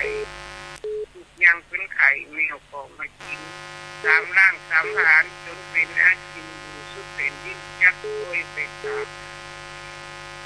มีน้อยเป็นกวางออกเลาะเล่นยามีลุง3 ขาดต่อเดือนส่วนว่ามีลุงเกิดเป็นเหลืองโดยความเก่งกาจด้วยเป็นตาพอมาถึงญาติคงพระสัมมามีลุงเกิดมาลูกที่4เจ้าเป็นยักษ์เข็มตนกินพ้นจังเขาตามลาวินเต่าเนื้อนายนางลูกเศรษฐีบุญลูกในซ้ายนางผูกไว้น้ำพุทธเจ้าพระองค์สั่งสอนหรือละเว้นเราว่าต้องตามสายลาวีหรือละความชั่วทำแต่ความดีนางอยากเป็นนี่เลยปล่อยว่างเจ้านางก็มาจอยทำหน้าผูกเขาจนนางแก่เฒ่าชรานางอยากมีเศษใส่เก็บไว้หาคนจะตกมารู้ว่าจะเกล้งนางบอกความจริงว่าได้กันเก่งว่าคนจะเกล้งหรือนำจะน้องผู้คนเจ้าบ้านเจ้าเมืองคุ้มครองต่างก็มาจองทำใจว่าอ่านบัดเมืองเจริญบ่มีประการส่วนเพราะอย่างนั้นพวกเขาวัดว่าจับตลาดกันไปหากินเป็นมาการตลาดเจ้าคำย่องวันละคำนะเจ้าวันนี้ก็มาหมอนะเจ้าภาษาไทยแปลว่าข้องแคล่วนะเจ้าไว้เจริญปอนสายต่อไปเจริญนมัสการค่ะเจริญปอนโยมอันไว้สายอยู่ดักดังแล้วดังเจ้าละเปิ้นโทรมาบอกแล้วล่ะจ้ะต้องที่อื่นดังอยู่มันก่อนค่ะที่นี่ดังอยู่ที่ได้หล่อดัง ดีค่ะ โอ้ขอบคุณเด้อ เจ้านมัสการ สาธุนั่นถามว่าวิทยุดักเนี่ยคุณดักนะคุณโทรมาติ๊กๆอะ เฮ้ย โอ้ไวสาโอ้ยสาธุ งี้เลยหลุดเหมยอันเต้าสูงโทอันลงแล้วเนี่ย อันนี้ตัวลุงมานิดกะก่อนนึงว่าอันประเสริฐประสานโนว่ะ แต่จะได้4.5มันจะเหมือนเสียงไปเลยด่ะตัวลุงมันนี่ดินะตัวลุงมาได้ยินเลยเนี่ยเต้าสูง ได้ยินแล้วไม่ได้ยินแล้วนั่นดักว่าละมึงฟังก็ถึงได้ยินแต่แรกเลยอะ ไหวสาอันฟังตะกี้เตียนก่อนรายการจะเปิดสายแล้วเนาะโมทนาสาธุในการเทศวันนี้ลุงว่าได้โทรศัพท์ก่อนเดาสุ่มบอกไม่น้อยเดี๋ยวเดาสุ่มโทรมาไม่น้อยโทรมาแล้วยัง เป็นน้อยเป็นโทรมาเจ้าละเป็น ดีเลยล่ะ เป็นโทรมาเจ้า ขอบคุณนะทุกลุงเนอะเสียงโซ่ยังคนตกใส่สังกะสีนี่เลยนี่ เดี๋ยวเปิ้นกำลังแปลงอยู่อาจารย์พระครูวิสุวัตรแปลงอยู่ เป็นยังอดใจลำเช้านาทีกำลังได้ฟังอยู่ก่อน5 โมงเลยเนาะ เดี๋ยวฟังอาจารย์พระครูต่อกะพระครู โอ้มาได้สวดมนต์นะคะสวดมนต์วันที่3ครับเสาห้า เสาหาในวันนี้นะเสาหา ทุกคนเราเสาหน่วยอย่างเจ้านั่นแหละขอบคุณนะ สาธุตั้งเมืองฟางนี่กะตั้งแหลกมาเลยน้ำได้ยินนี่นะเมืองฟางแต่ว่าตั้งในเมืองก็ได้ยินอยู่พองน้องเบียวเพิ่นบอกว่าไหลไปปีน่านฟ้าเรดิโอ101.75เนาะน่านฟ้าเรดิโอวันนี้เฮาจึงอยู่นี่ดีเฮ้ยนะ98.75นี่คือห้วยตองซักวัดห้วยตองซักนี่นะทำมาเพื่อชุมชนแล้วก็ฟังกันไปอดใจรอสักกั๊มเดี๋ยวก็จบเวลาละเนาะเปิ้นก็กำลังแปลงวันพุธนี้ก็จะได้ไปจูงศพแม่อุ้ยหมอนเนอะแม่อุ้ยหมอนเกี้ยวจอมแปลงอายุ100 ปีตามที่ว่าเปิ้นนิมนต์ไว้ไปเลยใบบอกให้ตุลุงมาจูงศพอุ้ยด้วยเนอะตุลุงก็จะไปน่ะเปิ้นจะเขินศพพุกละนะมันคือแล้วนี่ก็ตัวน้อยเขาก็มาห้องตุลุงอย่าไปก่อนสู่เขาไปเด้อเฮ้ยเนาะตุลุงอย่าไปจูงพวกนั้น คือนี่ดังใดจะถ้าแต่พอครูอภิวัตรถ้าจะไปตีดวันนั้นเปิดก็ไปมัดมือเหรอตีบั่นด้วยน้อยนี่แหละนะสนายโยมอาวุโสหรือบรรมดนะ100 ปีนี่นะตีแม่อุ้ยหมอนเกี้ยวจอมแปลงนะเจริญปอน ไหวสาเจ้าตุลุง แม่รัตนาเนาะ เจ้า แม่แดง เจ้า ฟังคืนไหน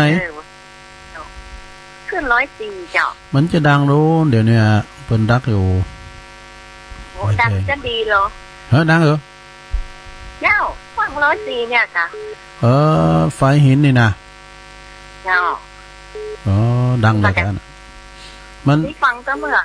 เจ้าเลยเมื่อเปิดครั้งแรกฟังเพลงมาแล้วอ่ะ หลังจะเป็นนานฝ่ายกันหรือว่า104เนาะตีฮักแม่แดงขึ้นรู้เอ้ยขึ้นดีที่อื่นไปขึ้นโทมลมดังอันนี้ดังเจ้าชัดเจนดีเนาะก็เมื่อเจ้าถ้ามายำแลก้ามาฟังดูต้องมาฟังเพลงน่ะเข้าทาดิเนอะถ้าเปิ้นดักกันเนี่ยฮักแม่แดงดักสบายแล้วสบายขอบคุณแม่แดงรัตนาหนักๆด้วยฟังติ๊กฟังตลอดเพื่อมันก็กดละคำแม่น่ะสาธุไว้ฝากเจ้าแม่แดงรัตนาดอกตะล่อมเจริญปอนครับตัวลุงน้องเปียวเนอร์น้องเบลมาแล้วมาเลยไอ้ด้านฟ้าก็ดับ104ก็ดับไปเดี๋ยวนี้ดับถึง2 คืนเลยดับไปชื่อกับแม่แดงประวัติฟังกันอยู่อะเดี๋ยวนี้ฮับมาได้นะแม่แดงประวัติ104นะกันทุลุง มันไก่กันจ้าแม่แดงมันได้ยินอยู่เนาะมาได้สักคืนแล้วเนี่ยผมเลื่อนหาอยู่มันก็เฮาต้องทำใจอินเทอร์เน็ตเวลามันเนี่ยวันฝนตกฟ้าห้องกายกะก็เดี๋ยวมันก็ดังเฮาตุลุงดังพี่ยังก็เดี๋ยวพระครูออกละนะเดี๋ยวก็ดังยินดีน้องเบลเนอร์ผู้สื่อข่าวของเราวันนี้จะไปกาดเหรอเจริญปอนบริหารเวลามันโจ๊กไปก่อนเวลาจัดหลายอยู่ซ้ายห่างเนี่ยวันนี้นะเอาแหละเจริญปอนแล้วไอ้ไหวสาเจ้าตุลุงมันอยู่มาดักไปเหงาหันก่อนนะมา ตีห้าเนี่ยดับแซกแล้วอะไรเนี่ยว่าผมเล่นวันมาแตนเห็นเลยเนี่ยมันดับมาก่อนอื่นมันแตนในกับปีนี้แหละตอนนี้ตั้งตุลุงเขามันดับเนาะได้ยินอยู่แม่จันตีปะมันเนี่ยมันผมเล่นวันมันแตนมันแม่จันติบเนาะเจ้าแม่จันติบตุลุงก็ช่วยมันได้เนอะเพราะว่าตุนสังกัดปุ่นนะตุลุงเขานี่มันดับเกตกาลามมันก็ต้องทำใจนะอินเทอร์เน็ตเนี่ยนะซัมเตอร์ก็ใช่ยังเป็นอย่างอีเวนน่ะกะฟังอยู่ดีๆอ่ะเพลงนี่คุณจะแตกตุลุงบอกจะจังตั้งใจจะเตะนะวันนี้นะมึงฟ้ามได้ยินตั้งแรงมาเลยไม่ได้ยินเลยปียังพูดก็ฟังให้ใหม่เนาะขอบคุณแม่จันติบเนอะสาธุมันช่วยไม่ได้ตุนสังกัดเจริญปอนแม่อยู่ลำปางเจ้าพี่น้องลำปางมาแล้วแม่ยังก็แม่ตาแก้วปั้นมีหนาวเจ้าแม่แก้วอะเจ้าแม่แก้วปั้นมีหาวอำเภอห้างชัดจังหวัดลำปางแม่หาวเอ้ยเจ้าห้างชัดเว้ยโอ้ไกลเหมือนกันได้แม่ฟังสถานีไหนมู่นี่เนาะบ่อหลวงเจ้าแต่แดนดินถิ่นล้านนาแต่กันเนี่ยเปิ้นฟังกันนี่กับแดนดินถิ่นล้านนาเนี่ยของรุจิสมบัติโอ้ดีละสัจจีนนี่นะแม่เนาะเจ้าแม่เกี่ยวแม่ฮาวฮะสัจจีนดีเจ้าดีละห่างชัดจังหวัดลำปางอ่ะเนาะขอบคุณแม่เกี่ยวหลายๆเนอะใจเลยเจ้าสาธุแม่เกี่ยวบันไม่ห้าวลำปางห่างชัดปุ่นนั้นเนี่ยไกลเนอะเจริญปอนเจ้าลุงแม่ไข่เกี่ยวอะเจ้าแม่ไข่เกี่ยววงคำการสังอ่ะเยอะก่อไอ้ร้านใหม่อ่ะอันวันที่เยอะก่อวันที่6เจ้าวันที่6กันยาเนาะมันพูดกันเนี่ยตั้นจะตั้นสังอ่ะไปกินก็ตานกันเนอะพี่น้องโบกก็หาฮิรัญญาลามปวดจะตั้นสังอันได้นากันอยู่ตั้งกองพอยเปิ้นแป้งขึ้นได้นางไหน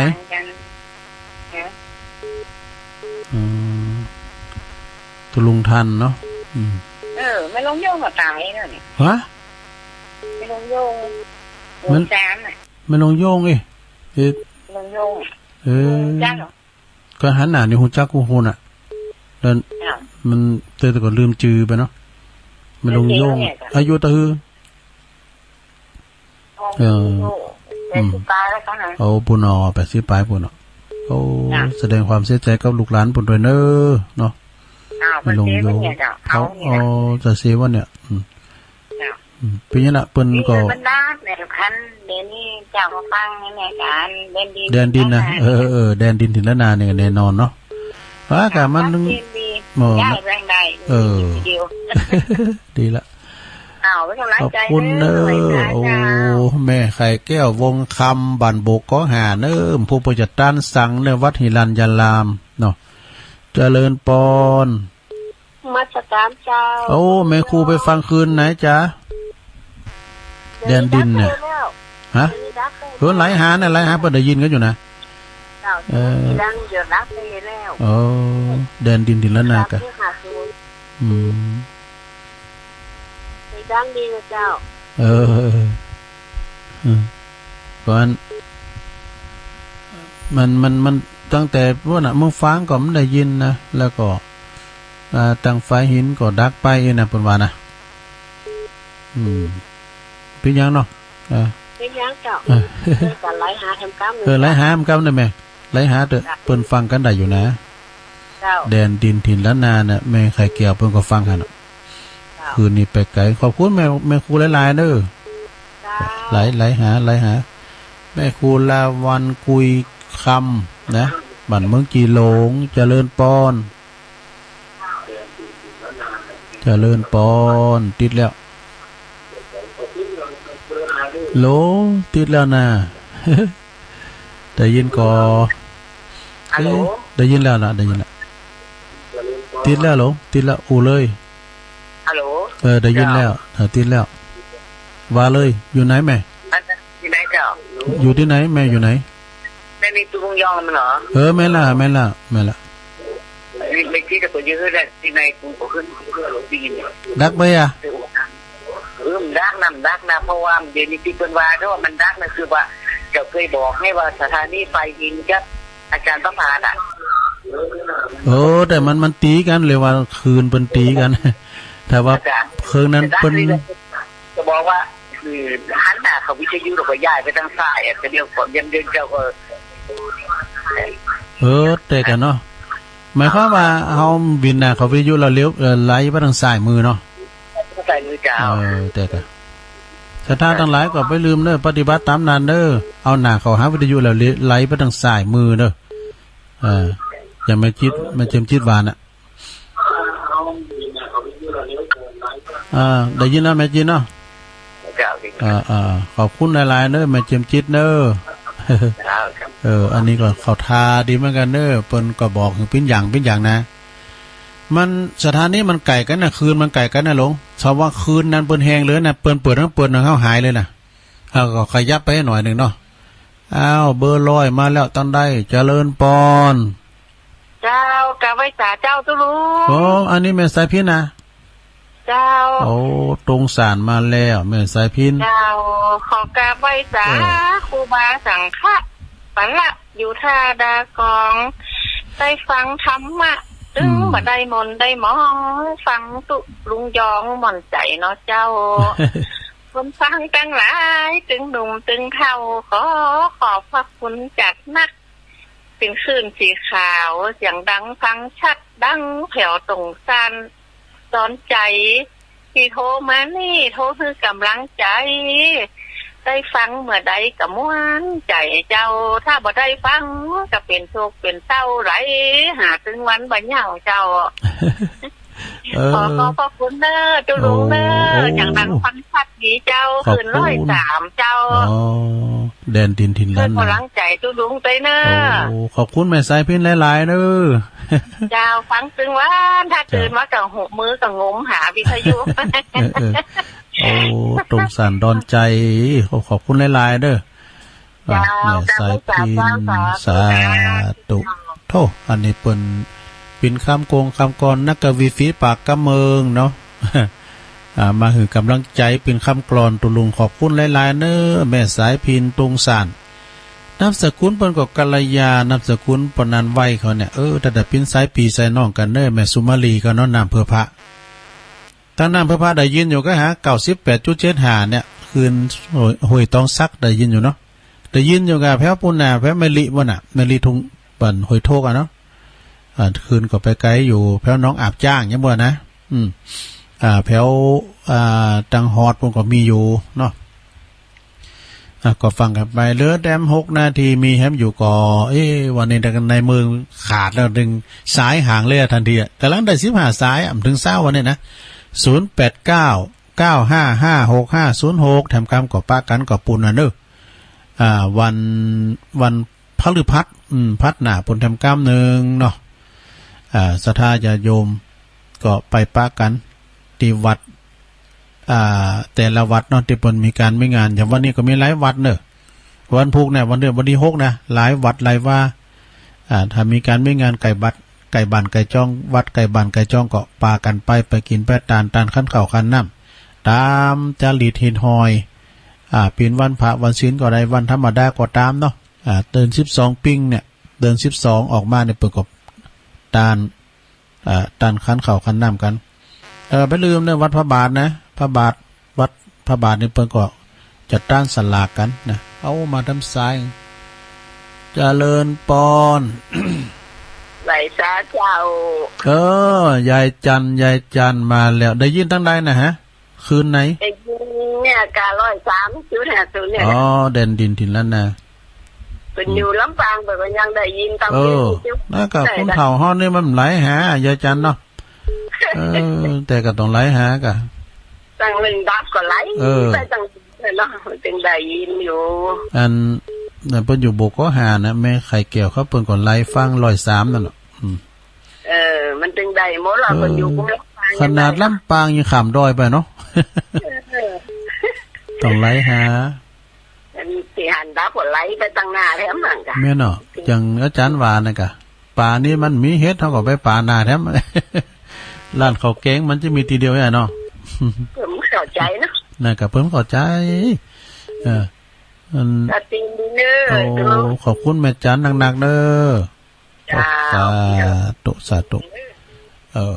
แม่จันเดินใสนะเวงตาการเจริญปอน เจ้าไว้สาเจ้า เสียงยังมายิบจักมาก่อนแล้วนะได้ อันนี้นี่แน่นอนอันนี้เป็นเอกลักษณ์วันไหนก็เสียงยิบจักอันใจเสียงยิบหา เจ้า พี่น้องตั้งดอยหล่อฟังอยู่เน้อไอ้ดอกอันป่าบุคำนะอินทยศบ้านดอยหล่ออันนี้ตัวแทนพี่น้องตั้งดอยหล่อเขาเนี่ยถ้ามีคุณเดียวเด็กก็ยายโอนก็โทรมานี่ ชัดเจนดีเนาะ จ้า อ้าวขอบคุณสาธุโยมบัวคำอินทยศบ้านดอยหล่อเนอะเปิ่นยิบจักโดยฟังโดยเนาะยังมีเวลาอยู่แถมหน่อยหนึ่งคุกคักไปหน่อยเนอะวันนี้ขออภัยกับพี่น้องสตาร์ตุลุงกดต่างใจได้แต่ว่าอันสถานีตัวอินเทอร์เน็ตมันบ่เอื้ออำนวยเขาอะ ต่างใจว่าแต่ก็มันเป็นเรื่องธรรมดาเนาะยามอีเนี่ยก็ต้องทำใจอย่างน้องเบลวานะไหลหา103ก็เดียวก็เดียวปดมก็จะเปิดแล้วนะ5 โมงเนี่ยถึง7 โมงนะครับปดมจะเปิดละก็ได้ทำสัก2 สาย18 19 20มีแล้วบ่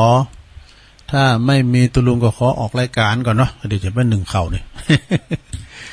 วันนี้ก็ไม่ได้ไปไหนอยู่กับสลานะพูกกับ